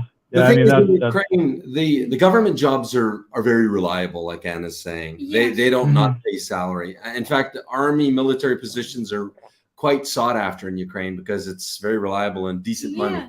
Yes. I have a friend who went also to, and not friend, from my ex-coworker. I just want to chime in and say, No for problem. me, what leaves a bad taste in my mouth the most of everything is that it's a balancing act. Yes, a man, there's a point when you can have a relationship with the Ukrainian, especially a single mom, that you do need to step up and be the man, be the provider, provide safety and security. But the thing is, what I don't like is when you increase it to 3 times, like for example, 1,500, it'd be 3 times average, right? Then it becomes a counter incentive, a reverse incentive for her. Could be. You muddy the waters of discernment because now she's getting 3 times normal salary, living a good life. And so why it could be, it could be in my mind is like, okay, but now I don't know, is she into me and she's planning the future, or I'm just, I'm a support mechanism. I'm a what do you call it? What do you call it? ATM with penis. Facilitator. It's an ATM. Yeah. That's no, it's what foreigners they say. That's what Ukrainian women think about them. No, it's not what Ukrainian women. It's can I? Yes. Sorry, we want to tell you a story. What I'm talking about here. We bought a property. And can I finish my point and then you? You're finished. I didn't finish. No, Joe, please. Communication. How rude. Last month, But my story is on the point. I understand. It's on the same point. Okay. And then because you're going to switch the point. No, we're talking about some women use men as a, what's the word I'm looking for? Help me out here. Sponsor. Thank you. As a sponsor. And so we bought a property from a lady, and this lady befriended Anna. She bared her soul to Anna, and she admitted she had friend. She was like, I don't know. Okay, but at the time, please, at the time, she was trying to be my friend. So she explains to Anna that she had a boyfriend, American boyfriend, with a big age gap. And for 5 years, he was her sponsor. She was looking at me with big curiosity. When I come with him, who is he? He's my sponsor, or who is him? He's foreigner. And I said, listen, he's my husband. And she like, really? You can sleep with him? I say, like, what do you mean? And she said, but there is no, I cannot perceive foreigner man as a man, to live with, to sleep with, okay. And I say, but I have, Bob, okay, let's call it Bob, who provide me money, and I sleep with him when he come 1 time in a year, and I built house because of him, this house. And how much did she support? Did she even say it? I don't know. Okay. Anyway, the point is that went on for 5 years. She dated Ukrainian man. She never can imagine herself as a foreigner, but it was like for her, just like. So that's the danger when you're supporting too generously. You can't. Like I said, it fucks with your mind because you don't know really. It's almost impossible to tell, and then you got to rely on your feelings and this and that. And so I really strongly advise against being too generous, which you were very generous. You were very generous. And taking to Seychelles, all of this. This is like. Okay, maybe you will take me to Seychelles. Continue. Okay, so next about bad communication. Last month in Poltava, we have now co-worker much guarantee living there. We in daily touch, no problems with Ukraine now have satellites connection through, thanks God to Elon Musk. If there is temporary no electricity, when electricity, everybody charge their phones, and this is just an excuse because she was in stress, probably figure out the things that she feel probably bad because you already making. Let me add. This is all come to the end because you buy tickets now. Everything will be questionable, your relationship, because this is like come to the end of the story. Yeah, I talked to Luba. Luba's our coach, and she's living in a small town outside of Poltava region. She says no problem with Viber, audio, video, WhatsApp, no problem whatsoever. Okay. Well, I talked to her today. So that's one thing. And anything else, honey? Yes. no enthusiasm. This is your feeling, and this is your gut feeling, and this is true. Men need to look at these things. When you're planning, What and is you that? no enthusiasm about planning, no planning, no talking about this, and this is like I I know that from story of our clients that our ladies prepared room even doing renovation even in distance. They was changing and visualizing how they will do, and they preparing to move, and this Steve is and big his things. wife. Yeah, I remember Steve and his Irina was wife, yeah. preparing, and she said, and when she come, she continued this renovation and making this cozy place, Yeah, that's an Yeah. absolute concrete red flag that at some point it wasn't in her mind that she's coming. She pulled the plug. Well, on top of that, one thing that I didn't mention that kind of piggybacks on what you're saying is that there are two children involved, and obviously they have to transition into American schools. I put a lot of effort into talking to the state school board to find out what was what document, because the son wanted to continue a distance learning program that he's about to finish up, over there. And I needed to find out if that was going to be out and so forth. So the school board told me exactly what I needed. I relayed this information to her. And once again, you would think that a mother would jump on that and have lots of questions and be thankful for all these efforts, but she politely listened, but she didn't really have any more questions or add on to it or anything like that. So that's where my feelings began to kind of go south a little bit in terms of this bad feeling in the pit of my stomach. Because I wouldn't know any mother that wouldn't be really, really enthusiastic and concerned about how their kids are going to transition into school. So Oh. yeah, that's a conclusive telltale red flag. Yeah, that's a nail in the coffin. Like at that point, clearly her. Now I will tell also. Parents, they can say hello, because normally those girls who get to have sponsors abroad, they also have family, and sometimes family involved. There is professional scammers where all family involved. And unfortunately, I heard many stories when women take her children, and children are aware, this is John, this is Bob, this is, and they learn not to talk, about things that they. That's why I was asking if she was cautious about what what girl can say or not to say. Because, children they're very honest and pure.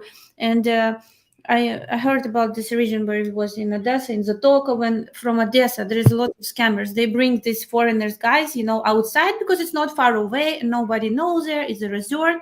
So they stay with them there. They bring children to make it more real because, foreigners guy, he will not think that child can be involved in scamming, Right. But mother say, listen, I will buy a new, iPad if you will now play a little bit for me, like so. Or this guy, her son, he wants, probably her to be with you, maybe his true desire to go to, he learn, English and. But he cannot force her to do. She's main in the family, like she's leader, and he just go to Berlin, enjoy, go to Seychelles, travel. This is good. No, I hear what you're saying. My gut feeling, though, to be quite honest, was that I didn't really start to question any, just from being with them so much. And having like, interactions 24 hours a day and just the little things, I didn't get any indicators that there was anything off at all. Things really started concerning me. Once again, everything changed after February 24th. That's when just the whole dynamic changed. I don't know if her mindset began to change and she just didn't feel comfortable thinking about the leaving or wanting to leave. But prior to that, for example, a lot of our discussions were about her son. She asked me very specific questions about, okay, he wants to be an IT specialist. what options are there in your state? You know, are there colleges, universities, are there special programs? And she asked me in so much detail. We covered this, you know. So when I heard that was like, okay, she said, definitely he's not staying in. He doesn't want to stay in Ukraine to do that, and I don't want either of the children to grow up there. I want them to have different opportunities than in the USA. So that's what I was dealing with for the period of 3 years. It was that type of dialogue. So definitely with that, there were no red flags. Once again, I just started getting queasy when things just started to break down to a certain degree in Warsaw, when her mood changed. She went into a pretty deep depression, you know, in Warsaw, because she was concerned, obviously the war, she was concerned about her mother, her grandmother, and all of that. It got a little bit better in Ireland, but it still was not good. And once again, during that time frame is when I just didn't have as much engagement with her on a regular basis. Can Last point? point. Yeah. Okay. Message that she wrote you in Russian. I read it, and I can tell you this is like a very cold message that comes from brain, from, you know, very cautiously wrote.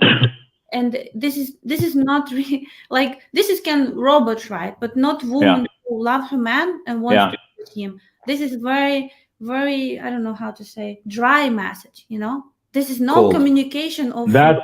That's why I wanted you to read that message, because even through the translation, that's how I interpreted it. It seemed very cold, and there was no emotion behind it whatsoever, you know.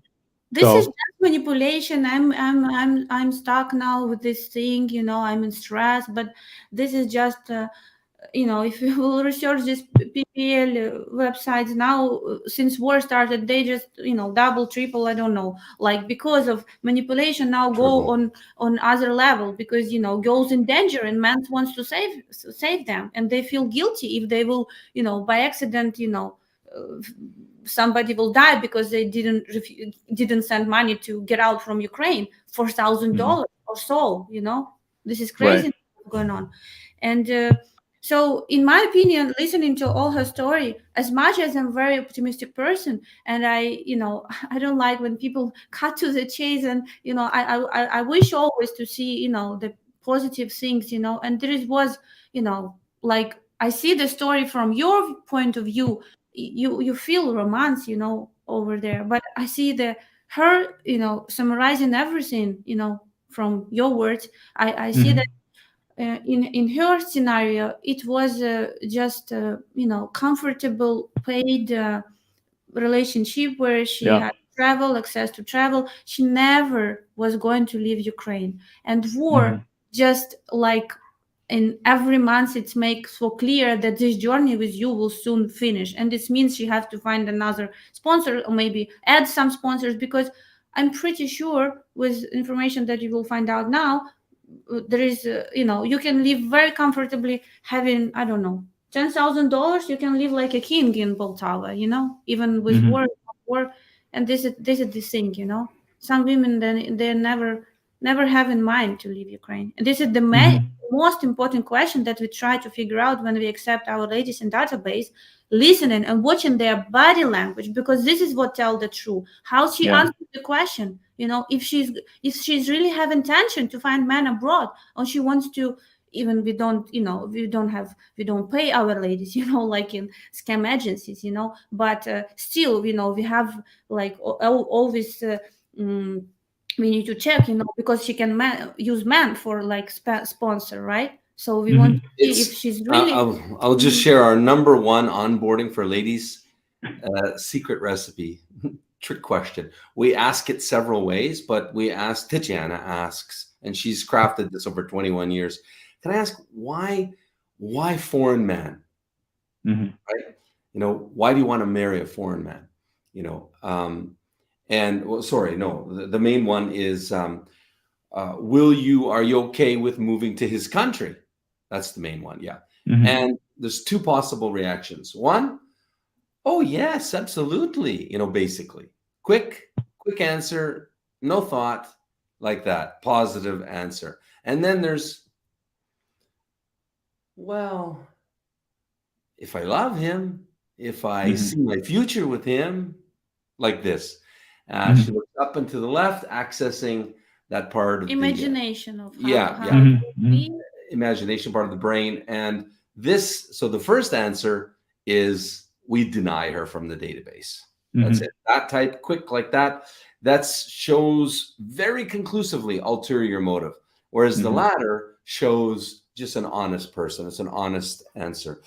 And yeah, okay. So where I want to pick this up is, I just want to ask you first, you know, Gerry, how are you? I always tell guys, trust your gut, right?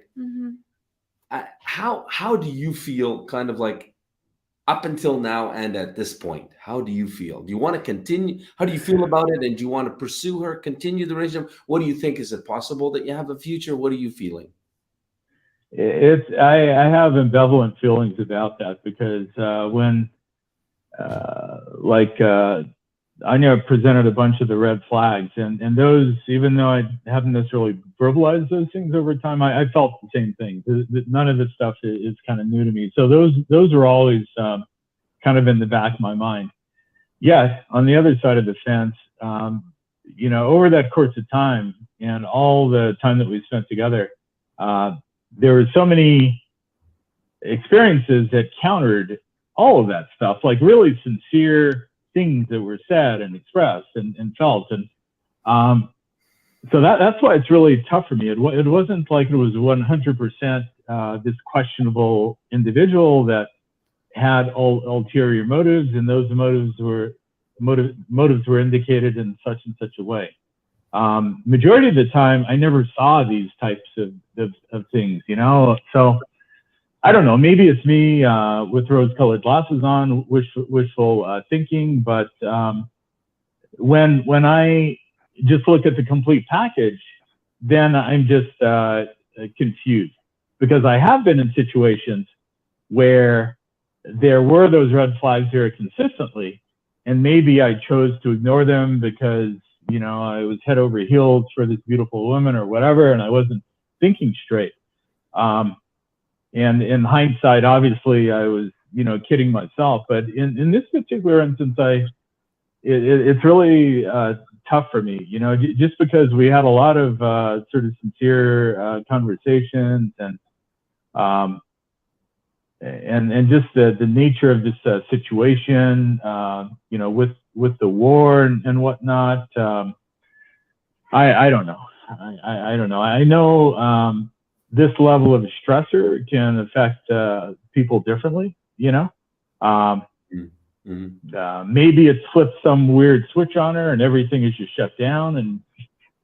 Or on the other hand, I could be taken for a ride, you know, and she didn't have, like what you were saying, Anna, about her never having the intent.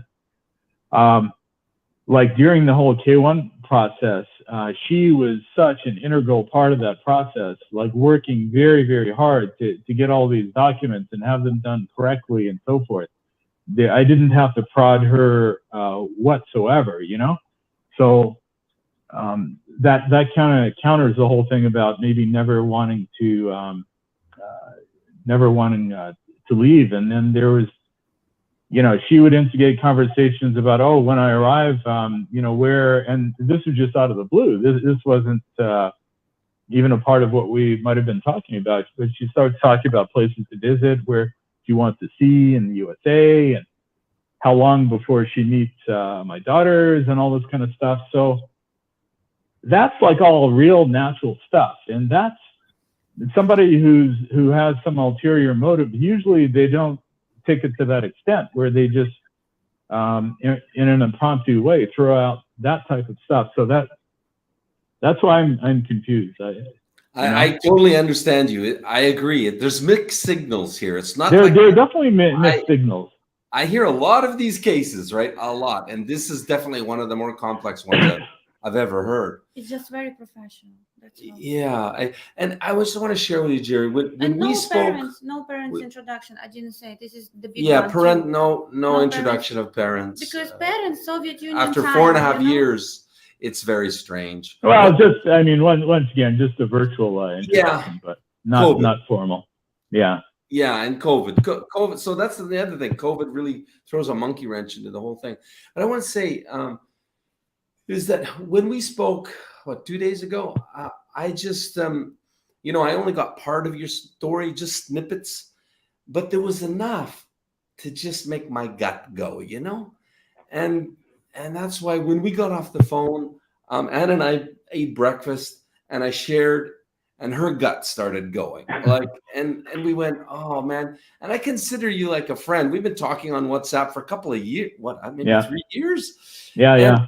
And I've been your cheerleader because I know you've got you're in love with the Ukrainian lady from Poltava, and it's you met on a site, and you know, and I just felt like I got to do something. I started asking you these questions and started digging.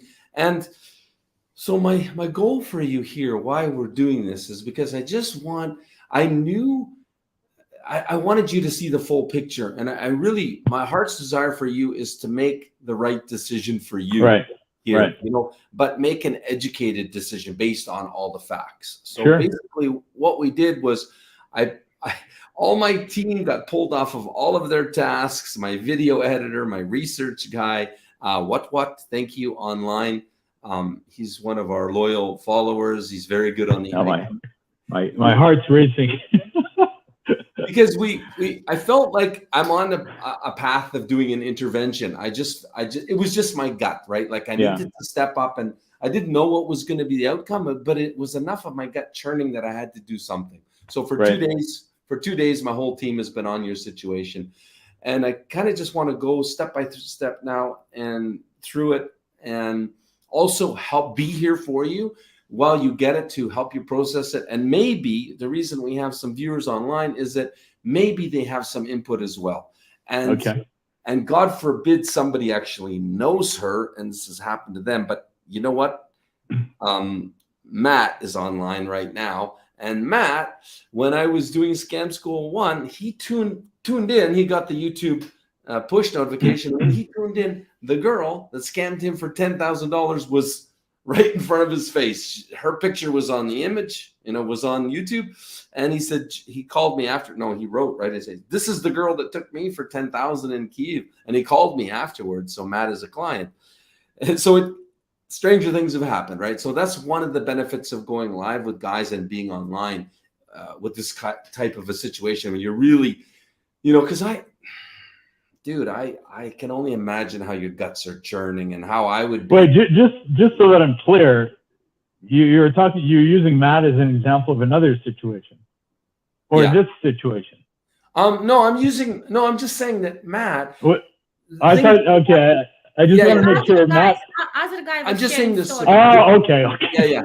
Yeah. Just saying. Both guys, yes. She's continuing, Yeah, Matt was scammed by the same girl that the guy was telling his scam story, right? Okay. They were the same. Yeah. Sorry if I wasn't clear on that.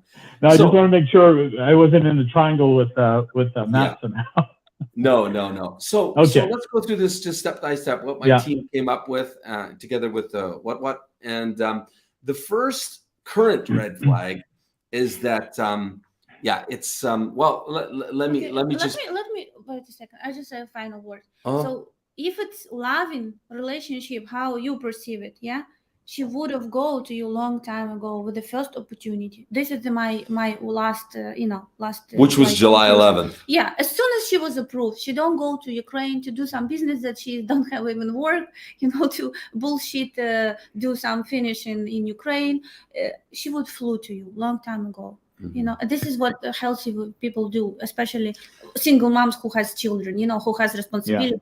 They don't bring them children back to war, especially if they have loving man waiting for them with security and, stability and everything in front of you. Just take it, This is what this is this falls back on me because my daughter told me the same thing, and also when I reached out to an immigration attorney, the guy was wonderful. He, usually 5 minutes is $100 or whatever, but this guy spoke to me for about 15 minutes because it was a Ukrainian situation. So he tried to help me out as much as possible. I explained everything.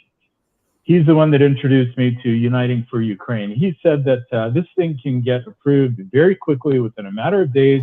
He said that when it's approved, she can literally be on the next flight over here, and the status can immediately change. If the idea was to get married, you can get married. You can apply to have her status changed without going through the whole K-1 process and all that.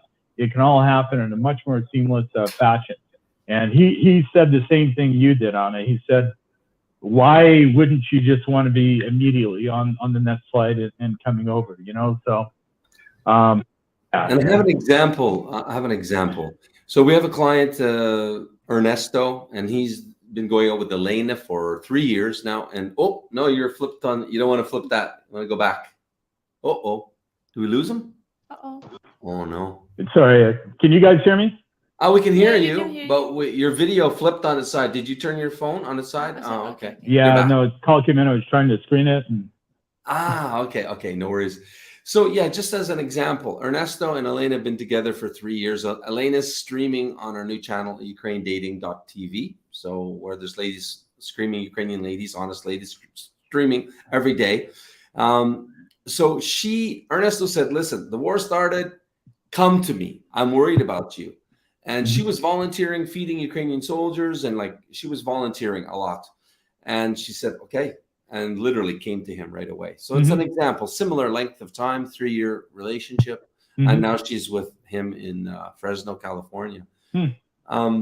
So the first thing is the cover-up that she's doing, the lie using legislation. So I reached out to a very trusted Ukrainian source with political connections. And here's what he said. There is no sense to check because it's not prohibited to ladies of any occupation to leave Ukraine. In fact, there was a law, but then it was postponed to October 1st, 2023. So there are no restrictions for a female to leave Ukraine, and it doesn't depend on her occupation. Somebody mentioned that in chat as well. Yeah, I saw. Somebody in chat also said that. So if you dig into it, so it's a complete fabricated lie there. So obviously she doesn't want to go. So that's the first. Okay. Yeah. So no. Well, I will let you because it's let's almost just 2 hours. Are you continue? Yeah, let's just continue. So then we dug deeper into okay, so what's her motivation? If she's just using you as a sponsor, then typically what we find is we find her online, because it's typically if a girl's looking for guys as a sponsor, she doesn't do it to one guy, she does it to multiple guys. So we started digging, and so yeah, we found her. You hear me? You still hear me? I hear you fine. Yeah. Okay, so this is the first one, Charm Date, which is a scam by design site. Yeah, it's purely scams. Now, this doesn't mean anything in of itself. Girl could register somewhere. Her ID could be, her pictures that can be stolen. Like identity fraud, like we've had recently last week with several of our ladies. We told them, and they were shocked. But then we dig deeper, and there's sites like this one. So it's a cam site. It's a cam site. And then there's this one, which is a Eurodate site. And then there's this one. So there was a total of 9 different sites. Same pictures. So we found them by her pictures. So again, really in of itself, it's not 100%, in of itself. Then there's this one, which is a cam site. Yeah, a cam site. But then this is what I don't like the most. this is actually probably a relatively good agency. My partner forever. So they're Canadian. And she writes in her profile there, you know, she's looking for a man between 30 and 51, about herself, somebody sincere. But so I reached out to them today. I've called them 3 times. I just get their voicemail. But I will talk to them. I will talk to their Canadian agency. And then another, what is a fairly decent agency. So this is Ksenia Droben owned her agency. So it's German agency. She lives in Germany. And I called her 3 times today. She doesn't pick up.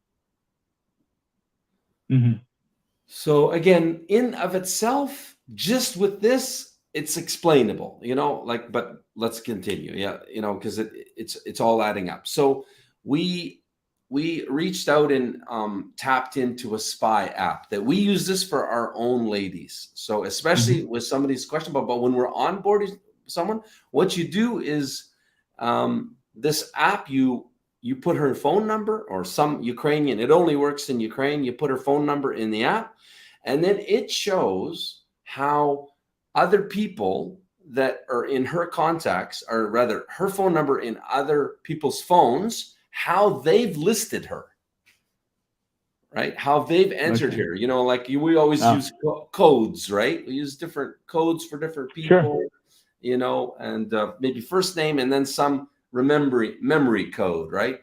And this, for example, this will tip for a prostitute because, for example, we would see Jenna, let's say, or Evgenia 100, Evgenia BJ, Evgenia, you know, like how guys would enter this prostitute. So that's a big telltale. And if we have that, we see that, of course, we don't accept her into the database. So we use all kinds of kung fu techniques to try to, you know, not have bad girls in our database. So what came up is, oh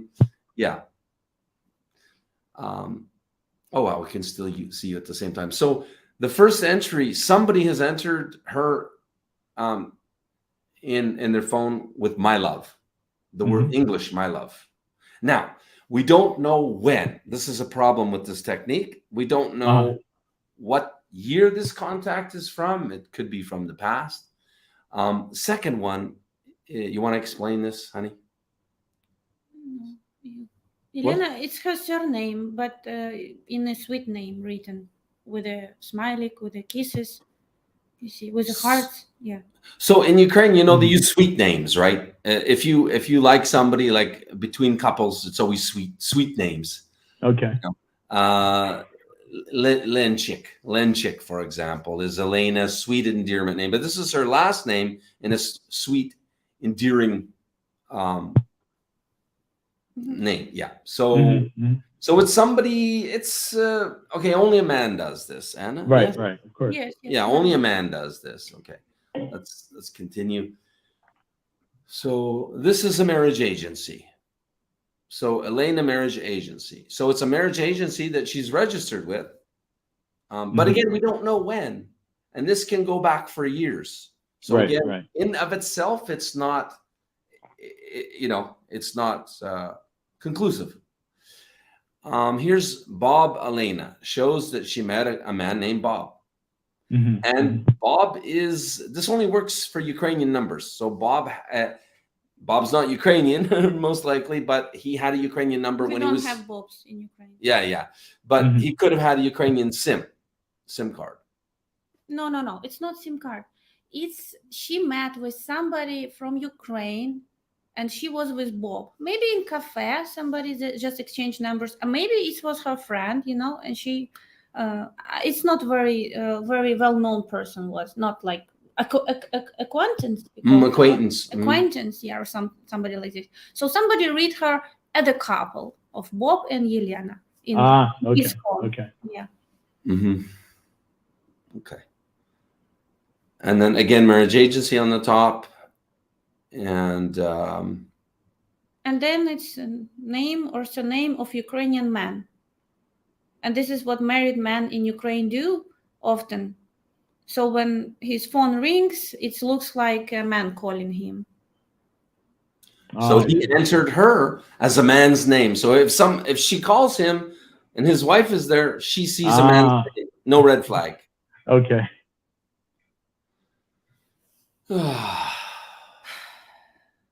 Yeah.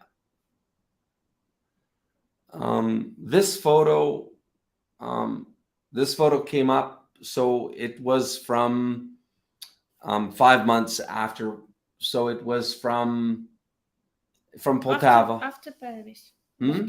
After 5 months after Paris. 5 months. But it'd be 3 months because you told me you didn't meet her actually until you changed it up to 2 months.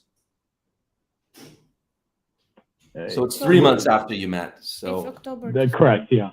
Yeah, October 2018. Yeah, it's from October. No. This photo is from what is commenting here. This photo is from 3 months before October, so September, August.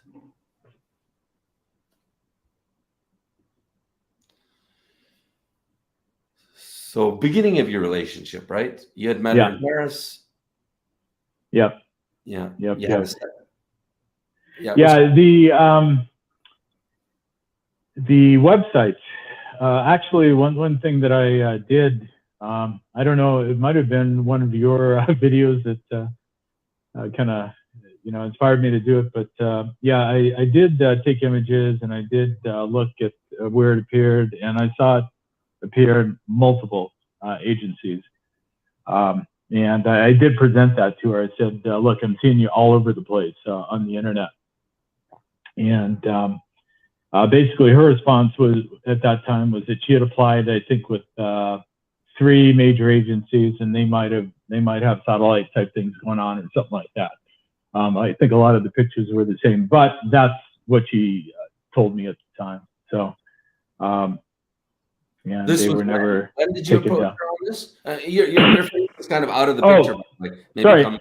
Yeah, no worries. But when did you approach her? So that was in the beginning. That would have been probably that summer after Paris. Once I started to get a little bit more serious in terms of my thinking, I figured I'd try to do my own limited background checking, and then I saw that she definitely was on the main sites, and I mean, even on the site that I met her, I think she's still there, but they have last visited indications, and it was from years ago. So once I saw that, I didn't think too much about it. But these numbers, that's kind of a different story. I mean, it would be nice if there was some sort of timestamp associated with them, but I don't know. So one thing we can do is, like I say, I'll reach out to the owners of those 2 relatively good agencies, and I can talk to them, and I'll say, listen, is she registered with you? Is she actively dating? When's the last time they had a date? That's the key for me. If she's active on the site, that's the issue. Whether she's on the site or not, because I know she's still on all these sites, that's not so much of a concern. Yeah. But if she still is active, then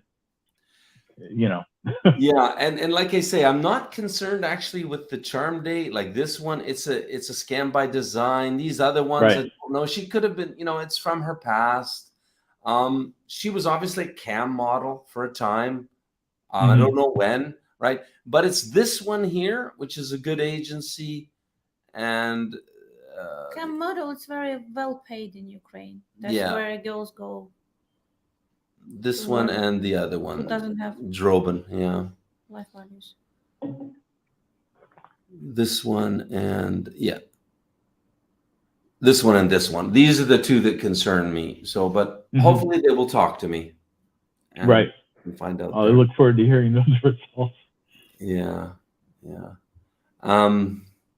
But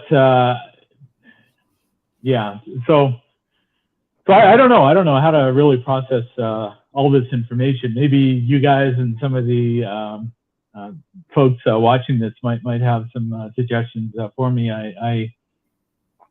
So let's open it up to chat. Yeah. So guys in chat, if you guys have been chatting to yourself, 200 messages, very active. If you have a question or a comment, Now, yeah, let us know.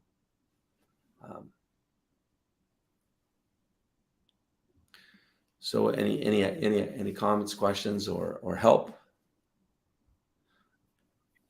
No doubts, it's bad news. Okay, we'll just put up some comments. Okay. Yeah, so this is guys' opinions, right? So it's of course they're not emotionally connected like you is. This is the hard part, you know. Yeah. But imagine you love her, right? So it's tough. It's tough. Is this Jean-François from Quebec? Ah, Jean-François. Comment ça va, monsieur?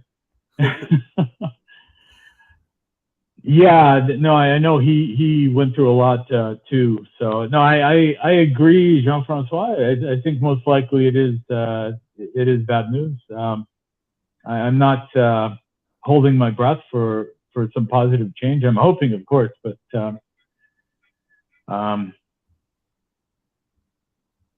I don't know. Right now, my approach is I'm not really pursuing her. I'm not writing. I'm just sort of kind of in a holding pattern, and yeah, I guess waiting to see what happens. But can you you're out of camera again? Oh, sorry. Pop back. So I'm just gonna put this up because, I mean, oh no, you're blocked. Sorry. Where is that camera? This is definitely, you know, he's asking, why did you take her to Paris for the first date? Why to Paris for the first date? A lot of people ask that. The reason I took her to Paris, first of all, I love to travel. Travel is in my blood. It's just inherent to my existence. And I love Paris. I've been there multiple times. I just love that city. So I was thinking about going to Ukraine, meeting there for the first time, or just making it more interesting. I was looking at, the budget, their budgetary constraints too. The fares from Kyiv to Paris were dirt cheap. At the time I was in DC, it was relatively inexpensive to get over there. So I figured, what the hell, just meet in Paris and do something a little bit different for the first meeting. So yeah, it wasn't from this. I just wanted to have fun. It wasn't from the standpoint of trying to be overly impressive or something like that. I just wanted to have a nice first experience. And the guy asking the question, he's been scammed a lot. So, you don't feel bad. You have support. You have a support. Yeah. Mark has been scammed. Yeah. Taken to the cleaners by many times, many different agencies. So he's a match guarantee client from the past.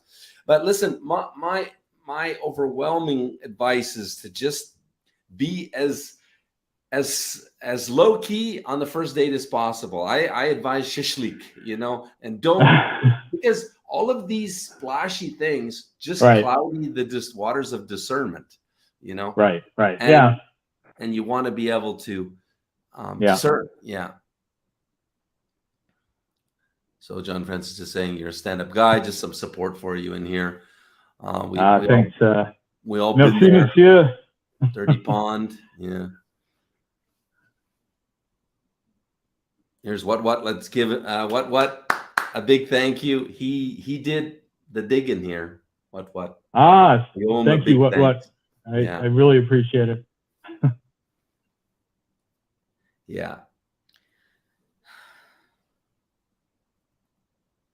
I think, it's not even, I don't know. It's not about knowing she's on website or she's not on a website. You hear the story, and I see like huge amount of red flags. I see women who don't want to leave her country, who don't want to move nowhere. This was comfortable relationship for her, living in Ukraine, don't need to cook for a man, It's going sometimes on beautiful paradise vacation, having monthly support, so she don't need to break her head, how to educate children, doing what's important for her. Obviously, children will be always, number one and the most important for her. She's investing in them. But I don't know. I mean, the heartbreaking thing for me that, these children, they see what mother do and they take this, as a normal, this lifestyle when you have, sponsors and I don't know. this is. I can also concur about what Elias is saying here, that I have personal experience where in 6 months of 6 months of relationship won't take you to see the parents. And this is the kiss of death. It's a clear telltale that there's no future. Personal experience. So he's right on there. His fiancé took on the second date to mother. Second date. That's pretty quick. That's unusually quick. But after 6 months, 6 months of living in the same city, for example. So what are you thinking? What are you feeling at this time? Are you feeling this is a relationship that you still want to pursue, or what are you feeling? Well, one of the problems that I have, one thing that we haven't really talked about, maybe Elias and Jean-Francois and the rest of the guys that are listening can pipe in on this. One of the things that really disturbs me, in addition to everything that's been mentioned, is that there are two sides to this relationship. Yeah, there's everything that she's experiencing with the crisis in Ukraine and the fact that she's had to traverse Europe for the last 7 months and stay in, little dinky apartments and, communal type living and all that kind of stuff. Yeah, there's all that. But at the same time, there's my side of the story. I'm an individual that's been supporting her for the better part of 3 years now. I've established my intent, and I've been very sincere. I've been of open heart, obviously very generous, and it's been consistent. It's never been wavering. There's never been any doubt. So what is really disturbing me right now is the fact that with that as a backdrop, this communication can just fall off a cliff. And she says these things about, being called up for this, military support help and all that. But she's not asking me anything about how I'm doing. Are my emotions okay, or anything along those lines? And that's really disconcerting to me, because the type of woman that I want to be with should be concerned about my feelings and what. Now I'm not getting any of that. All I've heard, like when Anna read that stuff, it's just about, oh, my world is turned upside down. Everything has changed. It's just me. It's nothing about Gerry. How are you coping with this? Because she's aware that I went, there are a hell of a lot of preparations and arranging her passage over here, trying to get this little space that we have set up for her and the kids and all that kind of stuff, So, but that hasn't been brought into any of the communications at all. It's just been tunnel vision, just about her and this terrible situation and what she's going to have to do because of it. So, Gerry, for me, the bottom line here, that she don't want to leave Ukraine. Even she was trying, when she left Ukraine to Europe, in Poland, she feels not good because no Ukrainian people around. So she goes so far away in Ireland to make a society of Ukrainian people. This is her real intention, to live in Ukraine, or at least in around Ukrainian people. And USA culture, where she will live, this is not Ukrainian people around. Right. And it is her priority, we can she has a relationship with you, but this is distance relationship. This is not, this is not real. This is not real, because real is when you wake up together, when you go to sleep together, when you spend time together, when you experience, full. This is. From man's side, of course, you invest money, invest in budget, you invest time, you think it's real, but unfortunately, if women. But see, I hear what you're saying, but on the other side of the coin, I just remember those instances when I was prepping the K1 process, when I was applying for Uniting for Ukraine, and constantly she would ask me, where are you with this process? Did you get this document done? Are you at the next step? This. So I can tell you why she was doing. I can tell you why. Because this is ticket for her to America. Maybe she will come and be not with you, but she will get there. And then she will figure out things, Maybe Yeah, I mean that's a common thing. let's That's face a it, common thing that's you have happened. 20 years age gap. This is Yeah, is very yeah. super cautious, you know, about this is not normal age gap for most of Ukraine. We have 20 years age gap, and I know guys all time, like, you know, angry at me when I tell them, please, not more than 15. They say, but you Right, have. right. I didn't meet through agency, you know, and when I met Joe, I didn't know his age. And Yeah, but Joseph is a diamond I in the rough. tracked her. he was looked a little bit different. So I mean, in the mind of Ukrainian women, it's not. This is, they want age gap like 5-7 years age gap. You know, if women open to 15, this is a lot, and this is like cool, you know. But even 20, this is already, this is like questionable. What is really sincere intention out there, you know? I want to just add this because you should notice this. Yeah, because what found all this information. So in one campsite, it looks like she was stopped 2 weeks later. So I mean, hey, listen, do you want to judge somebody because they were a cam girl? I mean,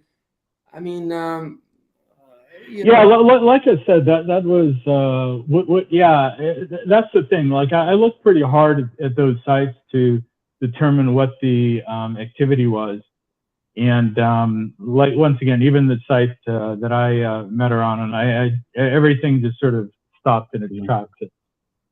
No, the bottom line doesn't matter if she's a, you know, professional scammer, or she just Ukrainian women who don't want to leave Ukraine. This is bottom line, you know. This is the, unless you want to move to Ukraine and try to chase her. But I don't think she will be excited with these shoes. Honestly, because I don't see feelings out there. I don't see feelings in message to you. I don't see any care about you, about what you feel. And I see here that's what I noticed too. This, you know, spinning, and this is the thing, you know. I don't know if she's scammer or not scammer, but I mean, just, you know, looking for a comfortable life when somebody will support, and she's have her freedom to do what she wants, date whom she wants. You know, young woman, live for so long, meeting you one time in a year, you know, what she's doing the rest of her time, you know. Here's Gerry. I mean, 20 years. I read what Jack just wrote, and my common sense tells me to kind of my heart tells me to think of something else. But Jack, yeah, I tend to agree with what you're saying, because I mean, this is a war. How many of us have had to go through war experiences, and why wouldn't you take advantage of a free opportunity to get the hell out of there and be in, you know, a safe and, you know, a nice safe sanctuary? So that's an issue unto itself. So a couple of things. Are you going to cut off the support immediately? Oh yes, yeah. The sport is finished for sure. Okay. Next question. Yeah. How do you feel that do you feel that you're able to let go and move on based on this information? Because, you know, she's not going to talk. You can't, if you bring up any of these points now and question this, that, or the other thing, you're just going to get stonewalled. So this is it. This is what you've got to go on. Do you have enough to make a decision, or do you need to go to Poltava one last time to see her eye to eye in order to let go? This is a question. I think a serious question you should think about. Before you will answer, I want to just remind you that this is a lie. She can leave now, Ukraine. It's a lie. She can leave. She just don't leave it. Yeah, she's lying. Yeah, she's lying to stay. Yeah. When I spoke to this lawyer in Poltava, he said that she cannot leave. No. You just heard. See, I honestly, I got really confused, because I went online and I saw information. I saw the list of professions that they're considering skilled professions, and I read something about October 1st. This law was implemented just Saturday. This was implemented. And anyone who met this criteria with this educational background or professional skill set, they were mandated to be available to support for service. So I'm hearing all sorts of different things. And when I talked to the lawyer, he concurred with that. So he did say that. Lawyer? Yeah. Sorry? Lawyers in Ukraine are bloody useless. Okay, so this guy that left me the message, right, he's a very, very trusted advisor in Ukraine with a lot of. Okay, so he's. I could see how it's confusing because the law was going to come in for October 1st this year, but they bumped it to come into effect October 1st, 2023. So it's bumped. So I don't think policeman was mentioned there actually in this list. So. I'm not sure. Well, they had it under federal security or something like that. It was some weird title. But I mean, they had veterinary hygienist on the list. I mean, the list had about 300 different professions. You know, people cleaning dogs. So this is easy for her now to come up with this lie. Because that's you really want to. It's a perfect cover. With you, yeah. She already be with you. She just, you know, all of a sudden, last minute, when ticket bought, she wants to show that she has intention, you know, to come, but she yet never discuss how her life. You know, she's coming with you. Don't talk about nothing. You know, no plan. This is obviously she knew she's not going to go, but she will need to think and proceed. You know, she will come up with next slide. What will be, you know. Right. And this is what takes time. So again, back to the question. I think I would say, you know, can you let go based on this information that you have now, or do you need to go see her to be able to? I honestly don't necessarily want to travel to Ukraine. I don't want to put that much. I mean, not just because of the war, but I don't think it's going to take that much for me to make this decision, because when I listen to you guys have a slightly different perspectives on this. Anna is very absolute in terms of what she's telling me and how she's feeling about this situation. And this is the first time I've sort of heard that perspective. So it's going to take me a little while to process. I think Jack was on board. And most of the commenters were kind of on board with what happened. Yeah, they're all... Next. Yeah, they're saying out of there. I think I can't remember who it was that I should just take a nice 2-week holiday to Thailand and enjoy myself and forget about her. And sometimes that's what it takes. That's what it takes, you know. I remember once upon a time I was in a bad breakup when I lived in California, and I just flew down to Antigua for about 10 days and just drank rum and relaxed on the beach. And when I came back to California, I didn't have a care in the world. So sometimes. You know, that's really what it takes to clear the head. Who's this, Elias? Yeah. Been in 2 layers. What's his name? Yeah, I think right now I just kind of want to go cold turkey and just see what happens over these next couple weeks and what type of if I get any kind of response. Maybe there's going to be nothing. Maybe the message I sent you, Anna, from yesterday, maybe that's the last message. And if that's the case, like if I don't hear anything over the next week or so, then everything is kaput. But on the other hand, if I read something else that's more explanatory and has it, then who knows? I might.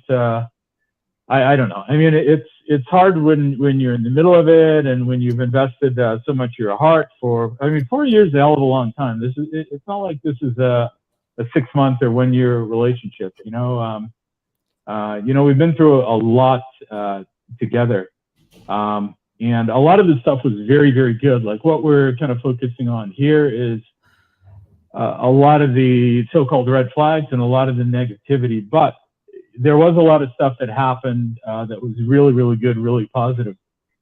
So I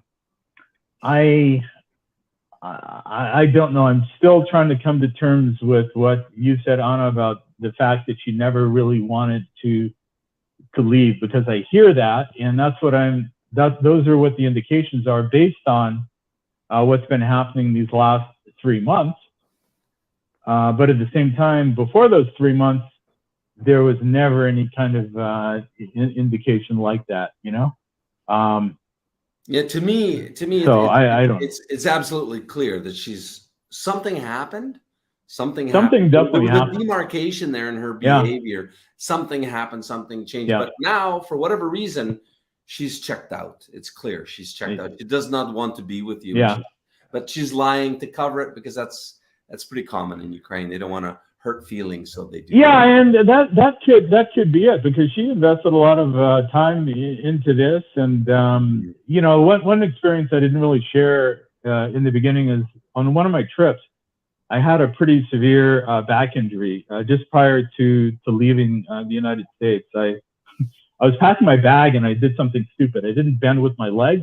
I just went down like this, and I just heard a pop in my back, and I was in agony for, well, I'm just, years later, I'm still dealing with, you know, the occasional pain and so forth. But when I got to Kyiv on that trip, I could barely stand up. You know, I could barely walk in the streets. I was having to prop myself up against buildings. It was that L29 vertebrae or whatever. You know, I got that pinch going on. It was horrible. I actually had to be taken to a hospital in Kyiv. An ambulance came. They gave me a shot in my butt to mitigate the pain, and they whisked me off. And I saw how she reacted during that process. She was so concerned, so caring, dealing with the doctors and nurses. After I was released, making sure I was okay, and so forth. I just saw this natural sort of instinct come out. And it was after that that I was kind of sold on her, you know, because she didn't have to put that much into it. And it was just coming from her heart, you know. So when I remember experiences like that, it makes it really difficult, you know. So I don't know. And you know, Gerry, the reason I'm Brian, maybe you're right. Maybe I'm trying to believe the fantasy. Yeah, your brain and this is Gerry, why I'm being nice, as John Francis commented. Joe's being too nice. Why it looks like I'm being nice is because I already put myself in your shoes, and I'm asking the question: what is it going to take for you to accept this? Yeah, and that's why I'm kind of trying to cover all the grounds to see. Oh, what is it going to take for me to accept a negative outcome? To accept that she has decided she doesn't want you. She's clearly. Oh yeah. No, it's honestly, it's not going to take that much. I think if the next few days go by and there's nothing, or if there's very, and it's just like I'm saying, this kind of robotic, cold type of dialogue, then that's my answer right there. You know, I'm not willing to go much past, let's say, the weekend. That's 100%. It's going to be so cold from here on out, because she's. Yeah, no, I'm not engaging. I'm not reaching out saying, "Oh, please," or anything like that. You guys very naive, both of you. You know. You don't know. Really? Okay. Yes, she will keep one month, then she will be again nice and kitty, you know, smiling. Oh, for more money, you mean? For more money? Yes, she will continue her scam. I see so many guys being scammed hardly, and then they realize it's scam. But then when women call them like this back, they go back and they again continue. This story will be continue here. Yeah, no, I thought, yeah, you can buy love. Yeah, it's not possible, you know. I thought about that, Anna. I thought about that because we had a schedule, right? We playfully called it I hate to say this, we called it a salary, right? The salary was paid on a certain day. It was very consistent each day of the month. The so-called salary date is coming up, I think, on Monday or something like that, right? Okay. So if in the back of my mind, I'm kind of expecting that these playful text messages are going to come up, or somehow miraculously on Saturday the bandwidth is going to open up again in Poltava, and she'll be able to chat and so forth, and everything's going to be hunky dory. Read this, please, Gerry. Read. This is for you. I'll listen to Anna. She's right. Still tries to come back. Yeah, come back. Now, you are like a milk, you know, cow. But my question to Elias, was she coming back because you were consistently sponsoring her? If you will. So my 2 bits. We'll see who's right in the end. But I'm reading that she feels guilty. She's cut you loose now. I don't think she'll ask for money anymore. But that's my opinion. We'll see. It's possible. It's possible she could try to, lead you on. Continue, but she's milked you for 4.5. Well, okay, 3 years, right? 3 years. Better time. Yeah. Yeah. Continue. She's now in difficult situation. You know, she have to serve in the army, but then again will be new came up. Why? What I don't like the most is I get the feeling that she has multiple sponsors. I get this feeling. Yeah, that's guys you don't understand. But I will get a lot of intel when I talk to these two marriage agency owners, if they will talk to me. That is. Yeah, to that, maybe I really have no. I've never. I mean, it's possible. I'm not going to say that 100% that that's not the case. I've just never, in all the time that I've spent with her, I've never seen any type of surreptitious communications going on, or on her phone, or anything like that. So I don't know, but you know, I wouldn't at this point. I wouldn't be shocked about anything. Please listen to Anna. Jean Francis Roll. She won't ask. She will make Gerry to offer her. Yes, that's what women do. She, you know, I mean, actually, this. Well, this is true. This is true. Women do, you know, but I mean, but one is do this, you know, loving her man, and another just using him. This is different, you know, type of relationship. But all women. Right. Remember? Right. What? She just makes sad face, and yeah, she make it. What dark make you happy, and you know, if you will help me to sort out my things, you know, I have a lot of problems. Yeah.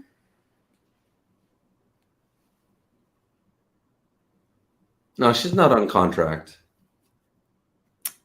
No, guys. No, she's not active with the police guys. She quit a long time ago. Please. Yeah, she quit a long time ago, but she's supposed to be starting this non-combat military service very shortly. Guys, she does. She has the owl glasses for a reason. Right. Guys, listen. You just don't understand. If everybody knew that this law will be from 1st of October, she purposely sit there to make this, to came up with this plan as an excuse. Because if she would really want to be, she already flew to you in July. You know. This is what that's what some people here, some Ukrainian folks here, apparently were aware of this law, and they knew about it. They said, we've known about this that this might happen for a while.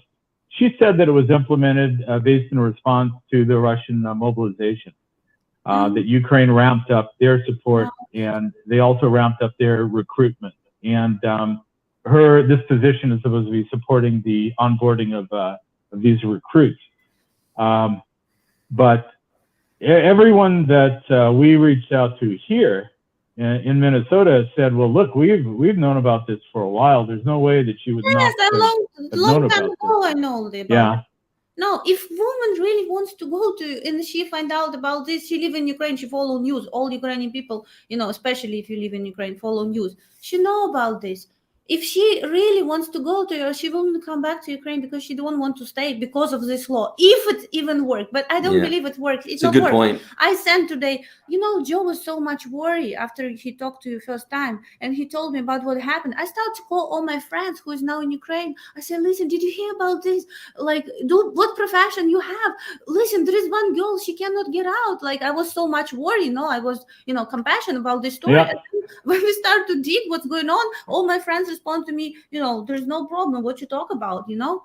Never heard about like you get notification or something. I have actually a girl in police. I can ask her, you know, I can find her contact. It's from long time ago. We was working in the same company. Yeah. Anyway, this is like everybody was looking at me like I'm, you know, tutu. I am living in Mexico. Don't know what's going on in Ukraine. So this is just bullshit. I want to ask you a question. Oh. Why did you break down and cry when you heard this story? Don't want. Honest. Because Gerry is such a nice, his father, he has children, you know, and they know, children know the truth, you know, they sense everything they see, but, you know, Gerry wants to believe in this, you know, that it's real, but even children can see it's not real, but we don't, you know, sometimes people prefer to live in a fantasy and we cannot help, you know. Yeah. Even unknown person, unknown loyal, ask you the same question. Why she didn't flew to her immediately? Yeah. This is logical question. But yeah, my daughter, my oldest daughter, who's a businesswoman, she's very pragmatic and very to the point, very sort of Americanized, serious woman. She knows her. I mean, they've met a few times on chat and so forth, and she really likes her. They've had nice conversations. But you know, when I talk to her about this and kind of explain things, and of course I tend to rationalize, I come up with some sort of possibility, and you know, my daughter says, well, yeah, number one, we don't really know how people react in this type of crisis because it's a horrible thing. I can't imagine going outside of my house and hearing bombs exploding 100 kilometers away. It's just not something in North America. Air raid sirens all day. Yeah. Yeah. You know, I mean, when I was in Ottawa, of course, I'd hear crazy shenanigans going on in Jean-Francois's Hull, Quebec. He's not from Hull, but anyway, on the Quebec side, lots of crazy things. But anyway, I could deal with that stuff. Sorry, Jean-Francois, just teasing the Québécois. But vive le Québec. But so I try to give her the benefit of the doubt in terms of her experience. But, you know, now that I listen to you guys and I read a lot of the comments, and I think I was reading Tess a little earlier, and he says it's time to kind of give up the fantasy and all this kind of stuff. It's probably true. And I think that's probably going to happen, you know, within the next week or so.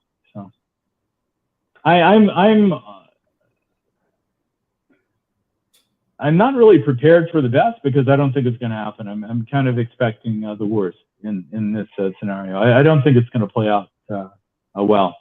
I honestly don't think that there's going to be any re-engaging communication, trying to get back on track in terms of support and all that. I just have a feeling that's it. For the record, Gerry, you're a stand-up gentleman. You deserve much better. That you cut and bail from this because, yeah, it's toxic. Well, that means I have to talk to you, Joe and Anna, because I will need help. What website? Well, we're here for you. Well, guys, the website is in the intro video, the first 1 minute. So just go back, rewind, and that's the website. Free website. Tell us about it's a nominal fee, right? $20 a month or something. Yeah, like that. something like that. That was like of all the sites. I'm familiar with every site that you showed, but that site, maybe the Canadian one, were the only ones that I deemed to be somewhat legitimate. All the others were more or less scam sites, PPL type sites. But with that said, I found that even on the best sites, you have to do your due diligence and really read between the lines and you know, and dealing with a lot of these people, because there's so many that are just coming on for nefarious reasons and trying to take advantage. So, you know, maybe after 4 years, maybe I was in that boat too. Who knows? But we'll find out soon. 98%. The litmus test is any site that's charging for communication. You know, letter writing, opening photos, stuff like that. Anybody that's charging online is a scammer. That's 98% accurate. Right. There's a few outliers, but it's. Yeah, I never engaged any of those types of sites. Any of the pay for chat or pay for communication. This site, when you met her, you said you did video chatting with her. Was that on the site? I thought you said that. No, just immediately within a few days, just went offline and just started left the site and just started communicating directly. Yeah, it's like similar to Ukraine Date, you know, stuff like this. But the problem with these free or nominal fee sites is that they're 80% scammers, and that's what the scam expert Dima, this comes from him, is that's where the pro scammers go. And I don't wish them on my worst night. I don't know. They are there. I'm gonna contradict that a little bit, because there are tons of scammers. Like I met on those sites tons of scammers. You know, like I met a woman from Odessa. At least she was upfront about it. You know, I talked to her about her expectations, what she was looking for, and the first thing she said is, "I'm looking for a man that's not greedy." And I go, "Greedy?" You know, because we have kind of a different usage of that word in English, right? Yeah. And I go, what do you mean by not greedy? And she goes, well, you know, for example, when he comes to visit me, this is what I expect. And she enumerated all of these things. Essentially, it was the best restaurants in Odessa. She wanted to go shopping consistently. And I go, well, wait a second. You're trying to meet this guy and understand what he's all about. Why is it such a concern to you where he takes you to shop and what he buys you? And she says, oh, the generosity of the man shows how he truly feels about me and whatnot. And I followed up with her about a year later. I said, had she met anybody? She said, yeah, one gentleman came from Germany. And I said, how did it go? She said, well, the first day was wonderful. And the second day, everything broke down. I said, what happened the second day? Well, he didn't want to go shopping with me. The first day, we're going to nice restaurants and magazines, you know, to shop and so forth. The second day, he questioned it. He said, why am I spending so much money on you every day? I just want to get to know you, not buy you trinkets, you know? And so they had a big fight, and I think within 3 days he was back to Germany. But where did you meet this girl you're talking about? Where did you meet her? What site? I don't remember what, it wasn't a paper letter site. It might have been just a regular one-time fee site. But I've met good women on those sites, and I've met some very unscrupulous people too. You know, I've seen all sorts of scams whereby you're talking to them offline on video chat for like weeks, and everything's going along swimmingly well, and then all of a sudden they say, "Oh, I can't talk for too long today because I'm not feeling well." You say, "Oh, what's the problem?" "My mouth, it's feeling really bad, but I'll talk to you." So they talk to you, right? And then the next day, "Oh, we can't talk today because excruciating pain in my mouth." And then on the third day, she's saying, "I can't sleep, I can't do anything, I need to go to the dentist, I can't afford the dentist." And she's asking you for $400 to have the tooth extracted, or to have a root canal or whatever. And that was, that was kind of a one-off, but I had that experience with her, to research on my own, using her images, and then I found out that there are about 3 other guys that had the exact same experience. So here's an important comment. So John Lee, if I'm thinking who this is, he's an expat that lives in Kyiv for 20 years.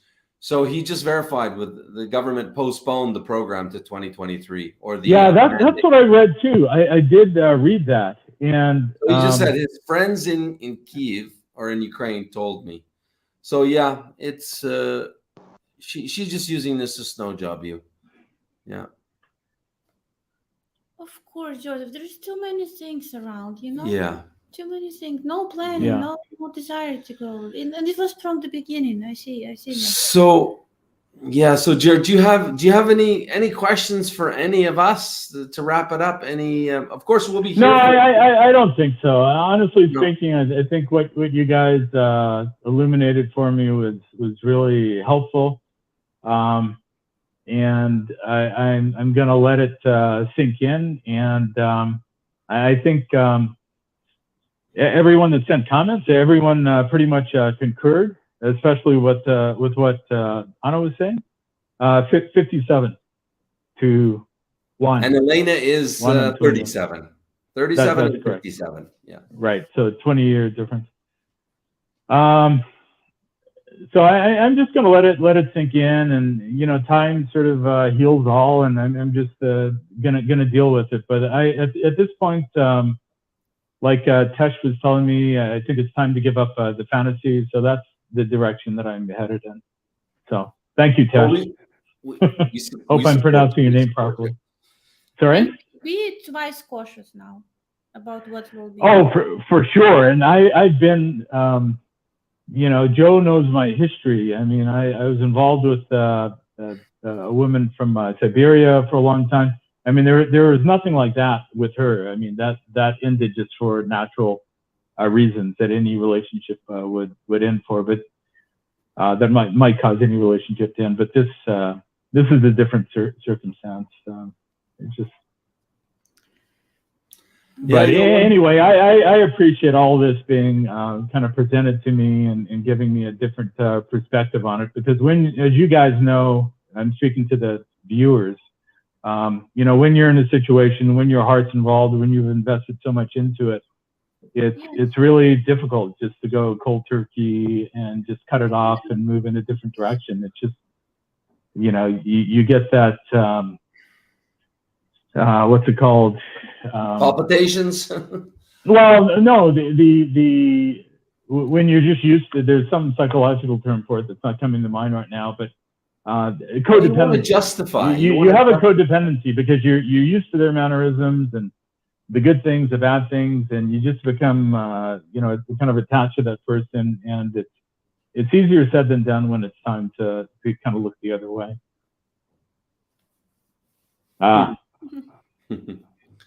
John, I assume Jack is John. Jack. Thank you very much, Jack. I appreciate think it. you deserve a woman who will be with you in real relationship, who will love you and take care about you, and you will be a great, you know, be this rock for her, you know.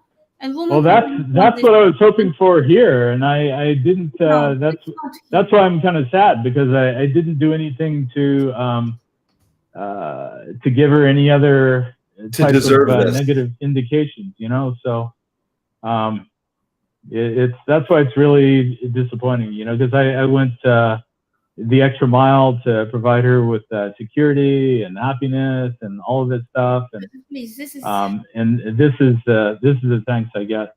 So sorry, Test, but you're not right here, my friend. We know better. It would help our business if we would lie and tell you that, but it's not true. It's possible. It's possible, but not probable for most guys. And the scam industry wants you to believe what you're saying. They already asked where you. Same guy, yeah. Another guy being scammed by a 23-year-old. But we'll leave that topic to another day. Yeah, my friend, you are a high quality man. Hold your head high. You will meet the right lady for you. Right. Don't give up, like John Francis. No, I'm. You're going to go through a period of loss, right? The 5 stages of grief. Yeah. It's natural. Yeah. Yeah. Drink lots of vodka, you know. Yeah. Well, I don't know. Maybe I'll veer off to tequila for a little while. Go to Thailand for a couple of weeks. Yeah. Yeah. I can't remember who suggested that, but yeah, that's not a bad idea. Come to Mexico, Cancun. Yeah. Mexico is a little bit easier to. 23-year-old younger Igor. Exactly. Janet's got good advice. Yeah. Well, thanks guys. Any final comments for Jer here? Any final support comments or questions? Anything before we let? Almost 3 hours. Almost. Yeah, Jean-Francois, you should be bringing some nice caribous down this way. You know what a caribou is. A caribou? Caribou. It's a good Carnival Québécois strong drink with I think it's rum and okay. Rum and whiskey and something else. What's wrong with me living in Mexico? Just go to Quebec City and they'll teach you all about caribous. It's in Canada. I see. I saw that in Mexico. I see. Okay, because here margarita. Yeah. Yeah. Lots of margaritas here. Mm-hmm. Lots of margaritas. Get over. Yeah. The advice to go. This much guarantee. Just you need to grow through pain. Well, we'll cut it off at 3 hours then. Yeah, all the best, my friends. Stay in touch. Yeah, and when you're ready to get back on the horse, who are you gonna call? Well, we know who I'm gonna call. There's no doubt about that, man. You guys have been here for me.